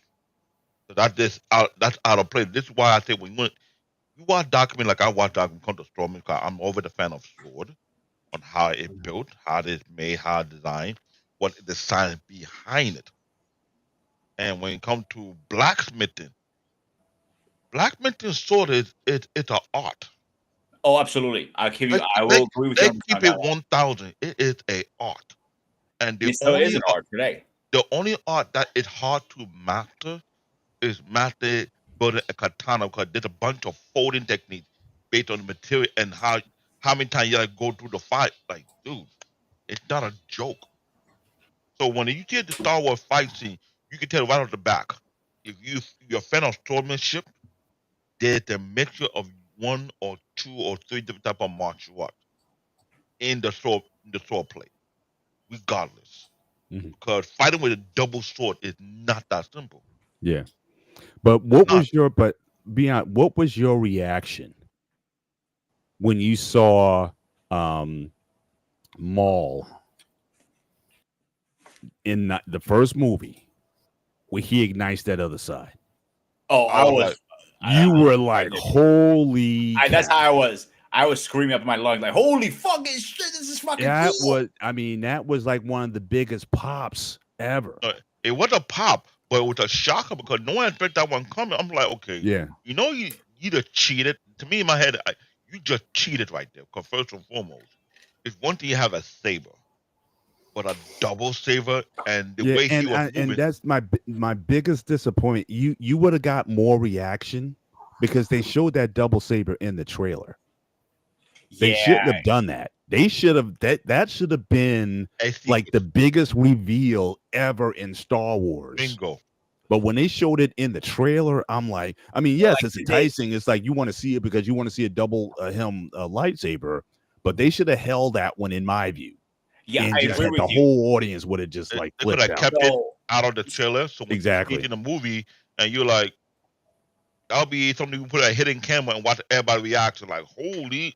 Yeah. Like So if you guys remember when they did the last Spider-Man movie, it was rumors going on, and Disney for once did a great job hiding this about bringing all three Spider-Man. Yeah. It was the biggest pop for that too. Exactly. And BCQ were arguing for months on that. And when I was right, guess who was calling him and rubbing it in his face? This son of a bitch right here. Yeah. The thing is, the fight scene with a double sword, here where the complicated come to play because what the benefit is very, very true. Lightsaber would never put to touch your shoulder, any kind of, but the lightsaber would never put to touch you. So when you're moving that thing, the concept of maneuver, it's like taking a bow staff. But let's be real. The fundamental of that fighting with a double lightsaber, it's like you fight with a bow staff. That's what is the point of it, I think. Right. Now actually it's not even technically it's not even supposed to be those because whether it be a single hilt or double hilt lightsaber, that blade is not supposed to have any weight. Bingo. So imagine taking a flashlight hilt, but you have to train as if, like there's nothing there. I mean, everyone could take. We all used to. We took broomsticks. We even took. Remember those long fluorescent tubes, and we would clash them together. That's not a good idea. But we used to take back in the day. We had some old tubes, those 6 foot two, those 4 foot rail tubes. We would clang them together, and the glass would go short. The shards would go flying, and everything like that. But it's difficult to think that the skill that you have to train with a weapon that has no weight except for the hilt itself. I would think that'd be very difficult because you don't have the weight, the gravity. How do you get it to do what you want it to do? That'd be very difficult to pull something like that off. What we used to do feel very weird, bro. We used to get yelled. I used to get yelled at all the time. We used to take our Sharpies and connect them to make a big lightsaber. Yeah, that was elementary school. And when the teacher catch you, you stay behind for detention. Richard, you stay behind for class. Yeah. Oh, shuck. Yeah. Although you guys got me thinking now with Maul. I know I said Anakin and Obi-Wan, but again, I got to give some love to the first one with Maul. I mean, that one, because again, you never saw anybody move like Maul. The flips, the thing that he does, Ray Park, where he spins his body and does this turn and flip away. Oh, the wheel turn. Yeah, like nobody. It was like nobody saw that before. You got to give him a lot of credit as the actor too behind that because he trained for months on that. Yeah, he's an acrobat. I mean, he And given the fact he's tall, I mean, that's the thing. For him to be able to do those kind of moves, he's not you see a lot of shorter guys being able to do all those flips and everything, but from what I understand, he's like almost 6 feet tall. And for him to still be able to pull that off is very impressive. The thing you got to give him credit to also, Paul, is the first time in episode 1 we saw a Sith Lord fight at that level. Exactly. Before then, we never saw a Sith Lord fight. Never saw it. But I Sith Lord was different because the way he was fighting, he was more of a threat one-on-one. You had to fight him two-on-one. That was the problem because to fight someone of that caliber who wield a double lightsaber, like a bow staff, and maneuver, and he's not only flexible, he's acrobatic as well. It means more of a dark horse when it comes to fight scene or fight skills because like I said, I'm very huge fan when it comes to sword fight. Fighting with a double sword is always a hard fight for anybody who uses just one sword. But the difficulty comes to skill set. You may be good using one sword, but someone who had two swords joined together Yeah. and he flip it, Yeah. move with it. The speed dynamic behind it is scary because here's the problem. If you understand both are fighting, you can flip the handle around your waist if you know how to control the central force of the sword Mhm. on both ends. Mhm. And it becomes very dangerous. So imagine, and I watch him. He was doing that with the double The lightsaber. only other move that came close to that was Ninja Assassin. That's the only other movie that came close to it. And therefore I'm trying to point you out for the longer because any skill set that utilize double swords joined together, Mhm. it's always going to be Asian. You will never be outside that group, Yeah. no matter how much you try. Like I said, And again, the fact that they're physically connected, because you got guys who, and this is another thing that I think Star Wars opened up. Now, again, they didn't explore it really in the film franchise. They did do it in the Clone Wars, where you had Ahsoka that had her two katana-like blades. oh, the double lightsaber. The double lightsaber, right? But they were short. I mean, there was like katana or screamer sticks. You know what I mean? The way she wielded them. But that again, it opened up a world of just different weaponry that you could have. And so the question I have for you guys, since you guys studied martial arts, you spent some time with weapons, if you had to use a lightsaber-like weapon, so you have your single blade, you got your double blade, you got your short blade katanas, you got ninja. I don't know if you guys ever see the lightsaber with the nunchucks. You ever see those? Yeah, I've seen those. There's so if you had a weapon, all right, so this is going to be a kyber powered weapon. What would be your preference based on what your familiarity with different saber tools? I don't know, some side blades with Jedi, lightsaber tipped tips on them or whatever. Like, what would you choose as like your ultimate weapon, just based on what you were familiar with or what you were comfortable with? Did you guys master certain things? Would it be the nunchucks or something else? What would be your weapon of choice? I've been thinking about this for a while, actually, Paul. Personally, I put a lot of thought in. The double lightsaber would be too bulky for me personally, for my type of style fighting. Yeah, it is big. Yeah, so, and it keeps both your hands. So if you have the second hand open, you could use different force elements like push and so on. Right. And so it keeps you one hand open. Now the nunchuck, the same concept. Your hands are tied up. It is too much for your hands. You need one hand open for combat. If you see what they did in episode 3 with Obi and Anakin, when they sabers clashed, they went for a force push, and they both couldn't because both hands are tied up. Yeah. So I would personally pick a single blade, probably a medium blade, I would say, because it keeps me be able to defend myself easier versus a long blade is more bulkier again. Right. But I guess the flip side of that is because the blade is shorter, you may have to reach more in order to hit your opponent. See, here's the thing. People were told like yourself, if I take the reach out of the element, you guys are going to struggle how to fight. If I get in what we call the box, if I get in your box, you lose the element of surprise. Right. So that's the benefit of being a short guy. I'm like, I take the height away from you. Now, if I cannot break the height, that's a different story, obviously. Yeah, it's like any two fighters, a tall, rangy fighter versus a shorter fighter, right? You got to find a way to bob and weave to sort of get into your Oh, appreciate it. Yeah. Thank you very much. Thank you very much. I appreciate it. Appreciate it. FYI, he's already married. So is Craig, obviously. So, but I tell it. Thank you very much. But you have to, factor in. So it's like in fighting, You either gonna keep if you're tall, you want to keep people at the ends of your jab and keep the distance. But Correct. you as a fighter, you got to bob and weave or whatever, or use your footwork to get inside. But that's the can you put that up again? I didn't Yeah, of read course. all that. I'm sorry. A long and a short saber. Yeah, you can do both of those. You know, what I mean, have both of those together. You know, but I would think Eric. I mean, he's a big fan of a Nice and a Screamer, so I would think he probably want the two short, the Screamer stick style lightsabers. I think that would be up his alley because I know he spent a lot of time with that.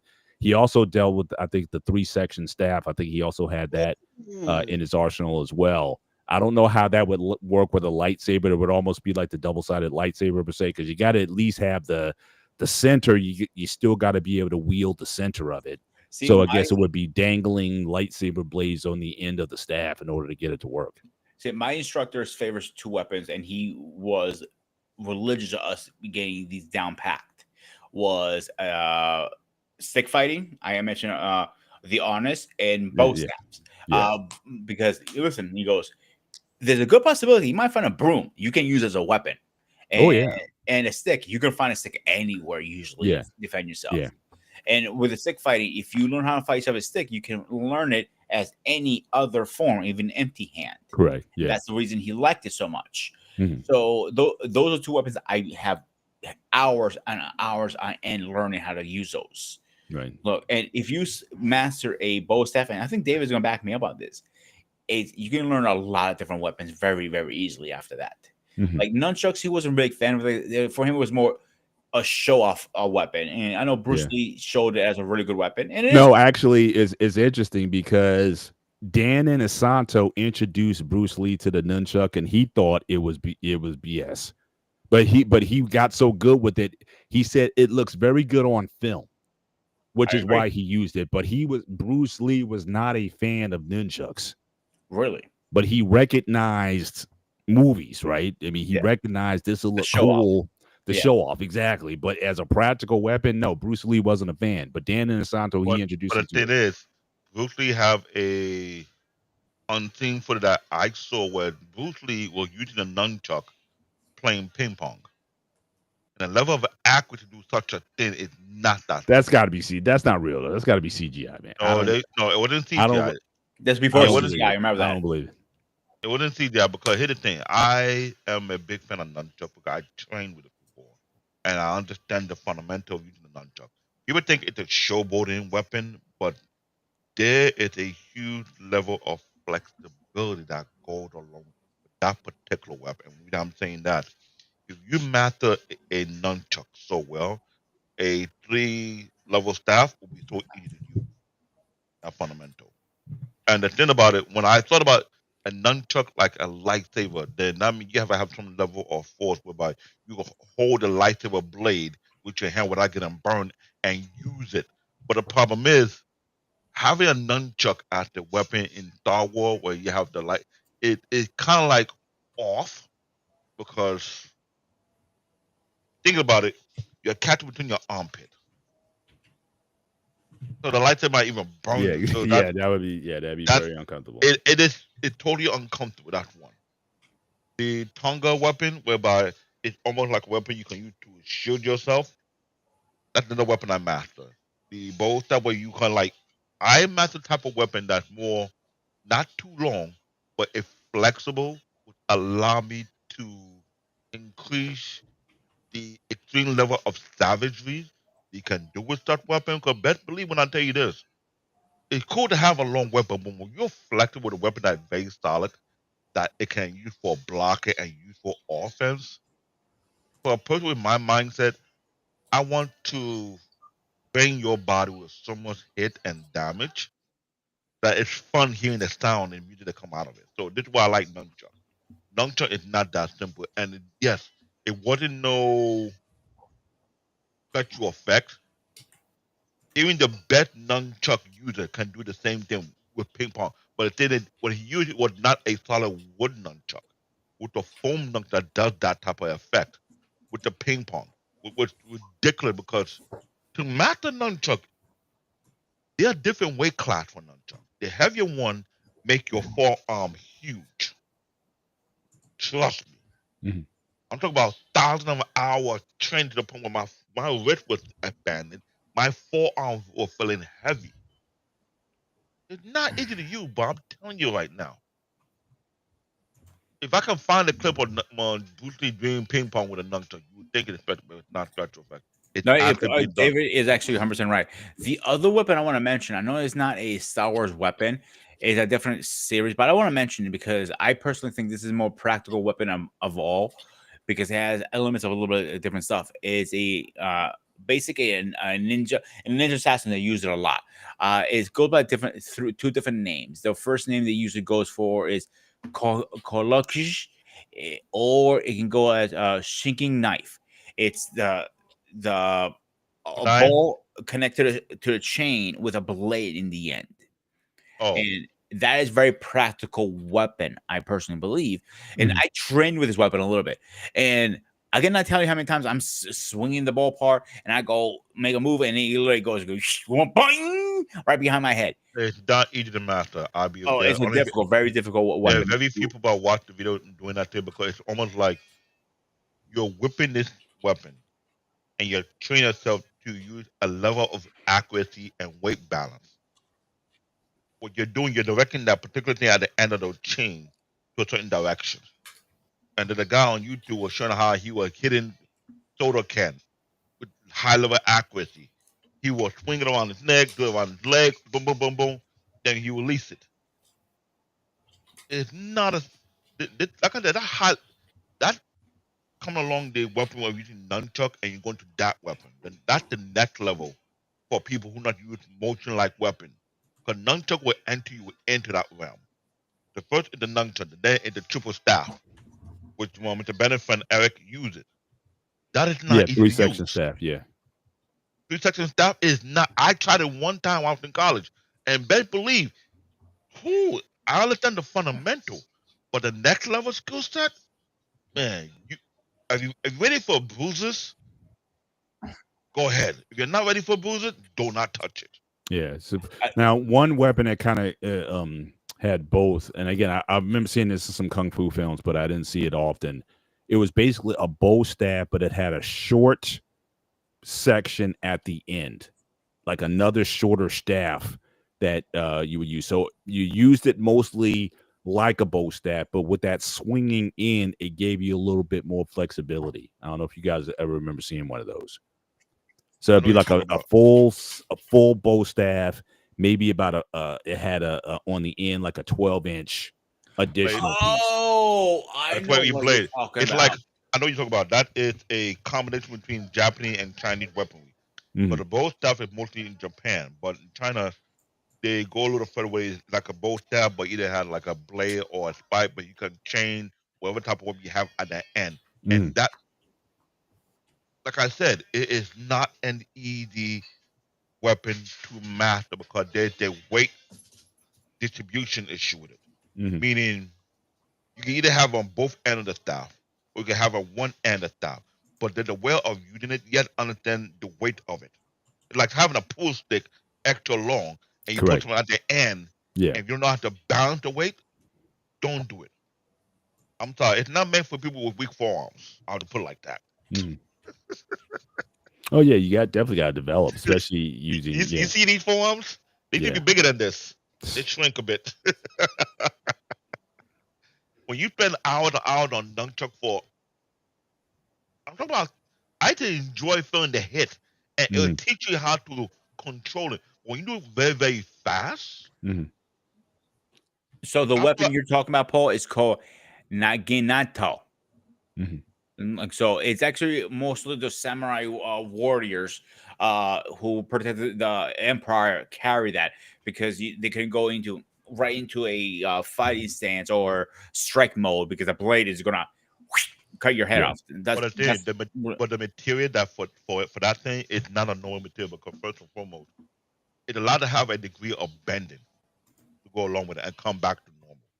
Yeah. Because if you see when people train with it, Shaolin Temple, the amount of exercise they put people through. Like I said, it's a different level.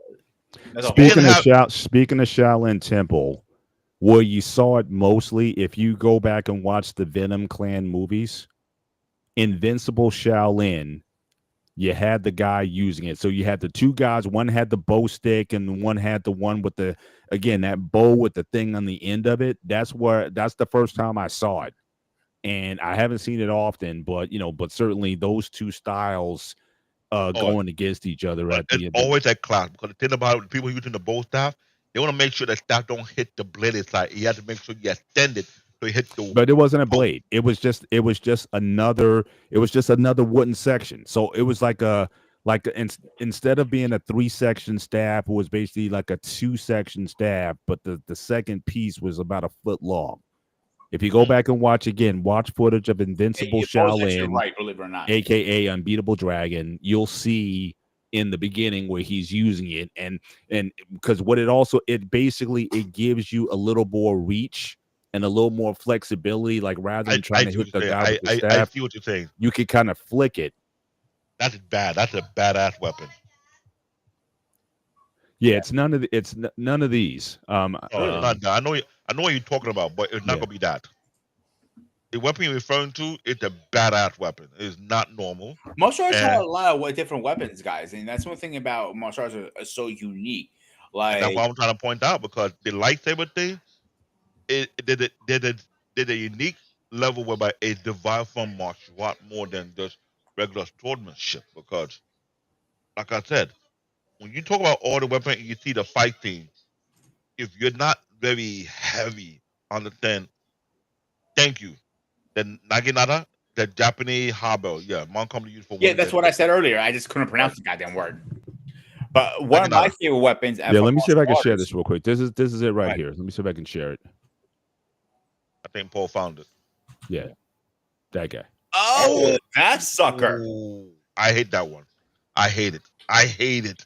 Are you trying to get us fucking broken our heads open? You know how difficult to even hold that weapon is? Yeah, but it's a combination. It's like a bow staff, but that little extra piece on the end, it gives. So it's almost like a long handle nunchuck to it. It has. It's not hard, but it's brutal. That's a brutal weapon. Actually, it is hard, if you actually. Oh yeah, think about it, because you're so used to using this. So and it was swinging that thing around. It's a different style. I know, because I use nunchuck. I'm a fan of nunchuck. If you understand the nunchuck fundamental, that will be easier to you. But I think that it's a brutal weapon to use. You know what I'm saying? That it gives you extra reach. Mm-hmm. Nunchuck, there's a set limit reach. So when it comes to nunchuck, you have to control your range. Mm-hmm. You understand? So it's almost like it's two weapons in one. It's a bow staff. Yeah, and a nunchuck, almost like in one. I was never good with the nunchuck, so maybe that's why I struggle with that weapon personally. I don't struggle with nunchuck. The weapon I actually gravitated very easily, and it felt very natural in my hand, was the sides. That's what was my favorite weapon always. It was very natural in my hand, like it was like a part of my hands, an extension of my hands almost. Think of it. It was very comfortable in my hands. And then Master Race just shake my hand. My instructor shaking like. And I get that, but here's the thing: those type of weapon, that weapon I've been talking about, it's a variation from having a bow tie mixed with a nunchuck. But the thing about nunchuck, you're constantly moving. So the range angle of defense with a nunchuck is ridiculous. If you master how to use a nunchuck, you can block almost anything if you understand your timing. It's all about timing. That weapon itself, when I say it's brutal, you can really punish a person so much with that type of weaponry. It's just that it's totally unfair. You know what I'm saying? It's a totally unfair weapon. It's like a weapon that you want to punish somebody really deep, want to constantly beat the person. Mm-hmm. You know, you have an extra reach, and you do things whereby you knock people off balance. People who master nunchuck are known to keep people off balance. Because first and foremost, depending on what kind of material you use a nunchuck, you can block a sword with it. Mm-hmm. So imagine a weapon like that as a lightsaber. So again, you avoid the issue of, again, the nunchuck would be too tight because you're gonna wield it under your armpits and all that. So so imagine the tip of that being a lightsaber, and you're trying to combat that as a weapon as well. That could be a pretty That could be a pretty sick contest. Trust me, it will be a very difficult weapon to master. Because not only be difficult, but very dangerous. Right. And plus, for the guy, if you're the opponent, I mean, it's like you don't like. No one's training with that. You know what I mean? I think what's interesting about a universe or Star Wars universe, we had all those weapons. It would be like, who in the Jedi Academy is going to prepare you for this? That's one of the reasons why Dooku was so good. Why he beat Obi-Wan, who again, Obi-Wan basically beat everybody. He couldn't lay a finger on Dooku because the style that Dooku used was a very old style that they simply didn't practice against. Nobody really used it. Dooku, even the way his lightsaber was shaped, it was curved that fit around his hand. And again, it was like you weren't. He's an asshole sometimes.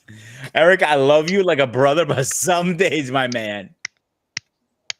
Eric understand that. Eric understand because thing with me and Sai, I'm not a fan of it, even though it's Ralph or the Ninja Turtle weapon. I'm more of a nunchuck kind of guy. Like I said, nunchuck range of motion is ridiculous. That's one. Two, it has a preference, David. At the end of the day, let's be honest. I know it's not the preference. We come to defense style weapon. If anyone knows where we're gonna have the most defense, it's actually a nunchuck because if you understand how you like the timing and the speed of it, and you have the right material, it is very, very brutally dangerous. So, Pete, how heavy are side generally? What, about 5 pounds a piece? 3 pounds? I mean, no, you're looking at between closer to more 15 pounds, sometimes 20. I see them 15 pounds. I mean, yeah, it had to be solid because side, they're pure metal. They put it this armed sword fight. You usually disarm people who have sword in a way because if you understand how to use your reach with it, the side is not super long. It's about the blade will be about, if I remember correctly. Like you take around there, yeah. So there are two kind of weapons when you practice sides. There are two kinds you can practice with. The more common ones are the round ones that you see in Raphael and Ninja Turtles and all those guys use. Now, the one like Elektra used in the movie, she has more like a blade type. That what I practice with. First, I practiced the round one because he wanted me to get used to it. He wanted me to stab my foot out of there. But once I got used to it, I could do like spinning tricks, flips over that, and Master Ranger shook his fucking head at me. He goes like, of course the goddamn Greek gets his master's weapon better than I was literally at times better than he was because he couldn't master it as well. But he mastered other weapons. He's good at it. Trust me. Like if I had to go one-on-one with my instructor, my ass would get whooped no matter what with that weapon. But I was a little better at it at some things. Like he wished he could do like the spinning tricks and all that stuff. Like I got bored one day. I would just start swinging around my house, and let's say I broke a couple of lamps in the process. My mom wasn't too happy with, but I learned it. But when the blade came out, when he introduced me into the blade, and that's where things got a little more interesting because the weight balance was different, and I love that weapon. It was just very natural to me. And it's very a nice weapon to conceal. If you use very simple, putting behind your back. Well, now, but that's 30 pounds you're carrying around. Then you're saying if they're 15 pounds a piece, 30 pounds. Carrying around 30 pounds is not practical. I didn't say it was practical. I said you could conceal it if you wanted to. Back in the ancient times, they concealed it all the time. 50 pounds of it, they didn't give a shit. It was a concealed weapon. So, guys, we're coming close to the end of the show. Let's start getting our final thoughts. Let's go backwards. I'll put Mr. President, Baby Groot, and Greg and I'll do a schedule update. Yeah. Well, it was interesting. You guys were talking about, either strength of sabers and whatnot. And then I came in, I was talking about, saber fighting techniques and things of that nature. But certainly, I think there is one thing I appreciate about just collecting, even though I'm not a collector, but I've seen some very creative designs when it comes to these lightsaber companies. Now, again, it's some are exorbitant, but I appreciate the fact that they've improved, especially sound effects and the motions detection that's in them now. They've definitely come a long way since the early days when people started forging sabers. And there's so many different options in terms of where to buy and whatnot. And so I mean, if put it this way, I know there was a company, Kyberlight. They came out with sort of like a modular saber design where you can basically buy a bunch of attachments and switch out components and things like that. If they were at Comic-Con last year, I would have bought one of those hands down, because the hardest thing would be you're seeing all of these different styles and designs and whatnot, but you got limited resources, and it's like trying to choose which one to buy, especially in a moment where you see one. It's not like these things are not easily available, whatnot, and so certainly a modular design system seems to make sense to me, and you could then use your own creativity to create multiple combinations of the main hilt, the base, where the blade goes in, and then also the bottom piece where the sound effects come out of it. And again, I think these guys have certainly did a good job. So certainly, if put it this way, if they're at Comic-Con this year, then I may have to seriously consider it. But because again, I don't have the kind of the time or the resources to really invest in saber collection, but I would definitely take a chance on that. And but again, I've seen some very creative designs. Even I liked even the hilts where it's kind of like clear, where you can see the kyber crystal inside of it when it's ignited up. I think that's a pretty cool effect that you can have on it. But yeah, I mean, it's I love what Star Wars is certainly given, but for all those Star Wars haters out there, or for all those George Lucas haters out there, you wouldn't have any of this if it wasn't for the prequel trilogy. And in my view, I think the prequel trilogy, definitely did a lot more for the Star Wars fan than the fan appreciated. So I will always have a bit of disdain for Star Wars fans because of how you drove George Lucas away from the IP. But certainly, I think clearly the greatest saber fights, the variety in lightsabers that you saw, because the original lightsaber was basically, I think they took a Graflex holder from a camera, and that's how they made the original lightsabers with. Actually, they did, Paul. Yeah. So the fact that we have the variety that we have, that all came in the prequel trilogy. And so, certainly I give a lot of credit. Thank you, George, for giving us the prequels. Thank you for leveling up the lightsaber fighting and the variety that we see in lightsaber design. And yeah, I mean, so I'm very appreciative of that. So that's all I got. Ladies and gentlemen, it was a unique topic for me since I'm not heavy on Star Wars, but I try my best not to say the wrong thing. But for all the Star Wars diehard fan, I will say this is a show that's for you guys where you want to pique your interest, if you want to lightsaber or collect. There's an upcoming Comic-Con coming out in October. Bunch of club stores out there online. You can find them or you can build your own. That'll be great. I kind of enjoy this conversation. A lot of know the fundamental how Jaloki came about creating the type of idea of weaponry for the highly unique and highly respectable. On that note, this is a great topic, great show. How to find me, TBN Tech, aka Black David, aka Bear Paw. There's no group up in here. Thick. All right? Holla.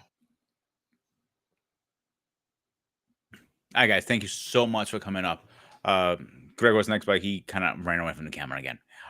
Before we go, I'm gonna push back on your last thing you were saying about the saber. If I had to buy a next saber, like I said earlier, I'm going to a Saber Force, bro.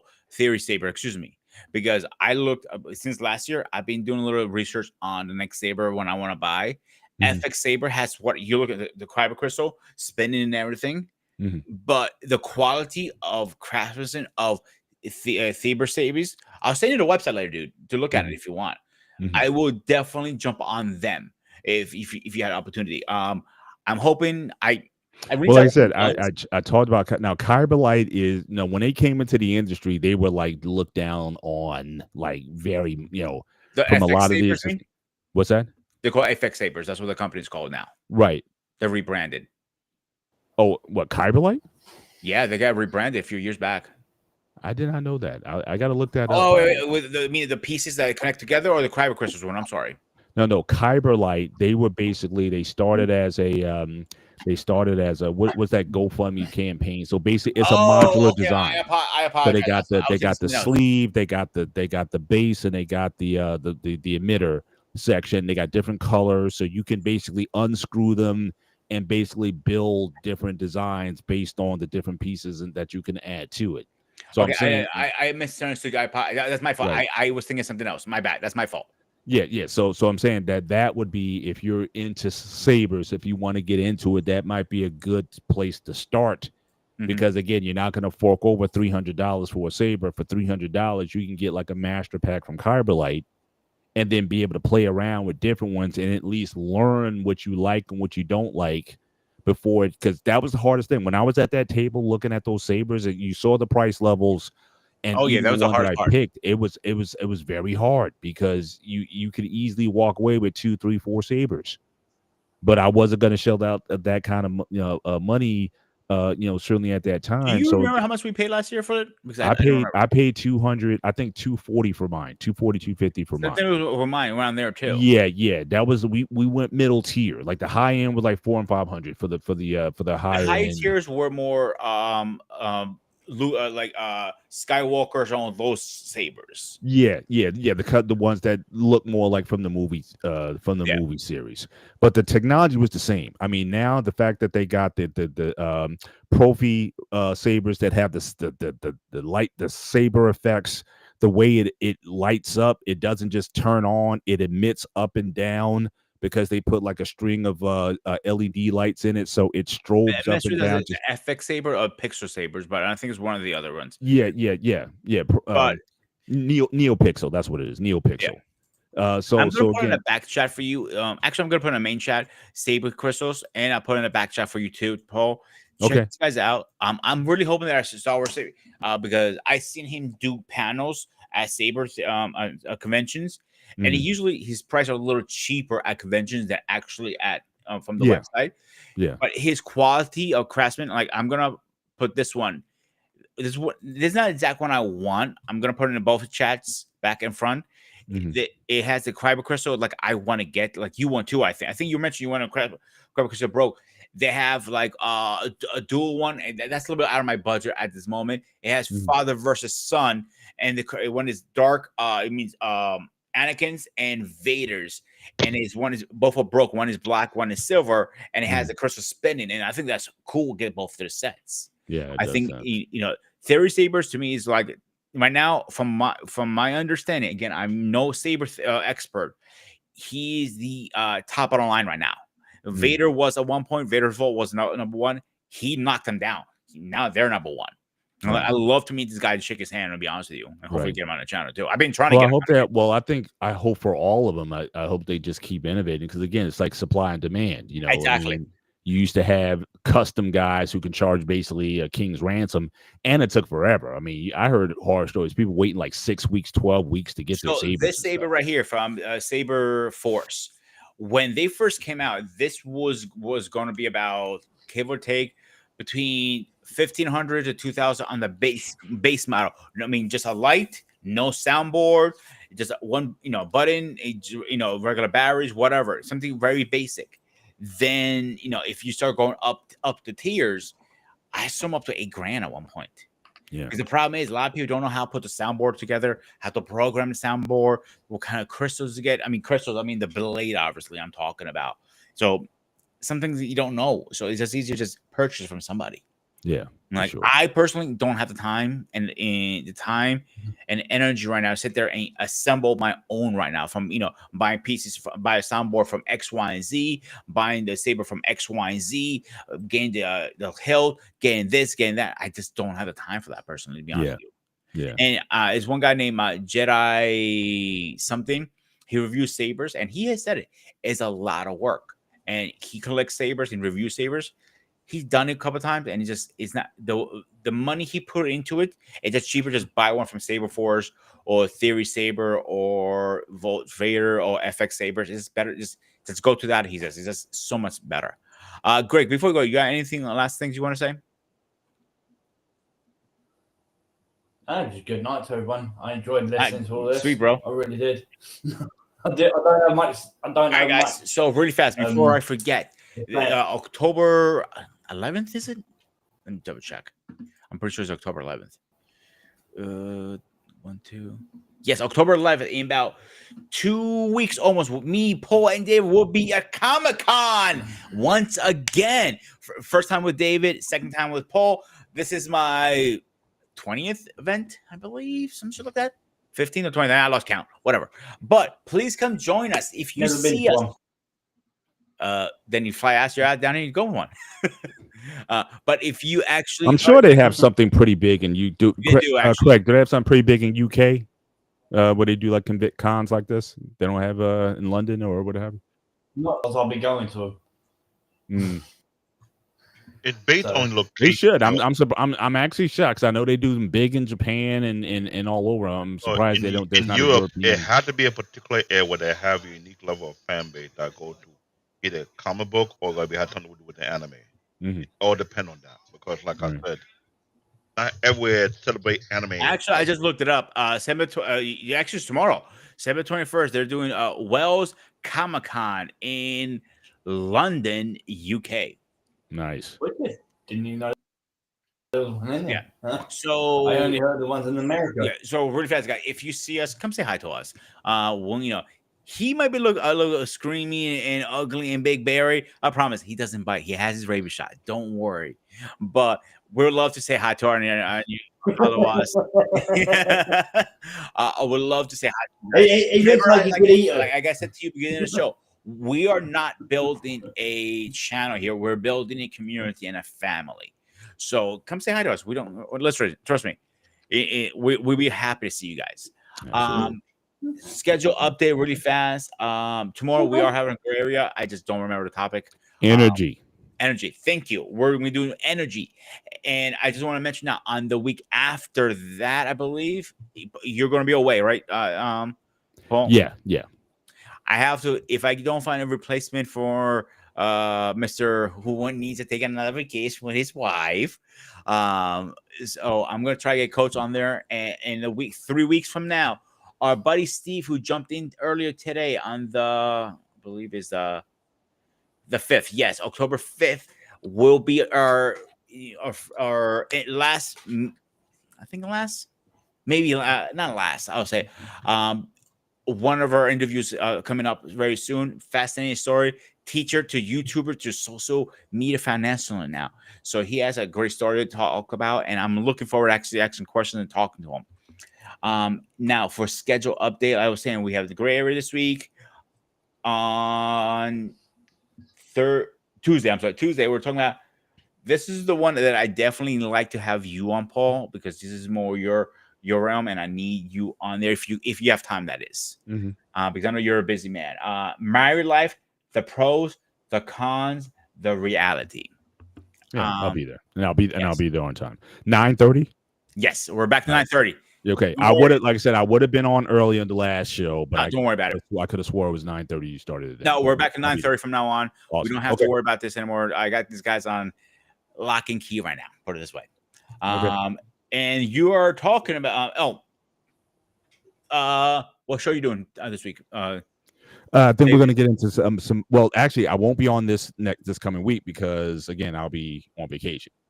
So we won't. More than likely, we won't have a show this coming Thursday unless again, if Coach wants to run the show himself. But we're going to start a series of shows on networking. Actually, let me talk to him. Maybe me and him can do a show together.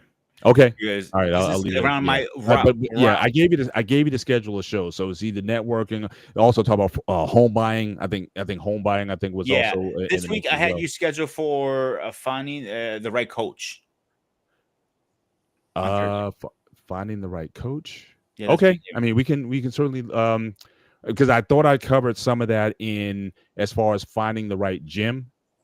Finding the right coach was a part of that. But if you want a further discussion on that, I can certainly pick that up when I come Could back. you please? Because I'm fascinated. I want to join that show because that's one Gotcha. thing I've been struggling myself personally. Gotcha. I can David, definitely take that on. No problem. show for this week, Wednesday. Yeah. David, you awake? David? Yeah. Yeah. Are you doing a show this week? Doing a show. I'm sure I'm doing a show this week, but I will find a topic before Monday. I'll let you know because the last show we do, I would break it down different idea of how we will go about it because I have an idea for a show for you if you need help. Okay. All right. And then we're off on then our second episode with Sean is going to be this week. Great guy. We had a great conversation for our first show. So tune in to STSU. Straight talk, straight standards. Sorry, my brain just froze there. And next week it's an old school movie franchise that I already know one person could come in. Alicia wants to join this conversation. It's the Mighty Ducks franchise we're talking about. Yes. So I'm actually looking forward to that conversation. Except that, guys. Anything else from you, gentlemen? Greg, last words? Well, I just sent you a message. Nikki said hi. Oh, hi. Hi. David?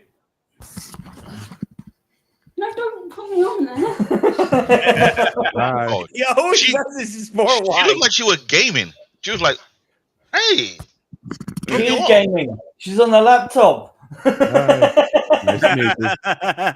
And thank worries. you for the compliment earlier. I appreciate it. Yeah. Paul, last words before we go? Just make sure you go back and watch our last Next Gen training show. So again, very active. I was showing all kinds of how you can work out from home. I'm using jars. I'm using book bags. I'm using all kinds of body weight exercises and whatnot. So again, I watched that one. so definitely get some tips from there. But definitely pass it on and share it. But again, you don't necessarily need a gym per se. You definitely need the right mindset, which is why we encourage you to join Next Gen training, because again, we focus much on the mind and the mental process as much as the physical. Mhm. But if you have the right mindset, you can turn anything and any place into a gym. I And agree. you don't have to necessarily get to a place. So so definitely go back and watch those videos. Mrs. Bennett actually made a special guest appearance on that show. You're not going to see that often, so don't get your hopes up or whatever. We're not. I saw it. She's gonna be a rare. She's going to be a rare. Yes, and my dog, my Dr. Strange, she also made an appearance on the show last week. So it definitely was a family affair. Make sure you go back and watch last Thursday's Next Gen training and get some training tips. Wow, Paul, we had your wife, we had your dog, we had your daughter on. We had actually two of your daughters, if I'm not mistaken. Two different Well, the one, she was in the room. She never came on, though. That's the one but in it medical still school counts. now. Yeah. And Okay. then we had the other one actually on a guest. We asked Yeah, her she some was. questions. Yeah, she was. Yes. So we gotta bring you gotta bring the last one in. We Oh, gotta bring God. her in. She's the the last shyest of them Thursday all. show was a very good show. There's a lot of pointers, a lot of ideas. Oh yeah. I'm gonna talk. I got a lot of pointers to point out in our meeting on Monday. All right, guys. As always, this was a Spartan Institute Network. I am the Spartan. He is Greg. He is BMU. Wow. I'm having brain farts today, right and left. He is Black David, Mr. President, aka Mr. Bennett. As always, stay fresh, stay safe. And I'll see you guys on the next one. Hang off that one. Peace.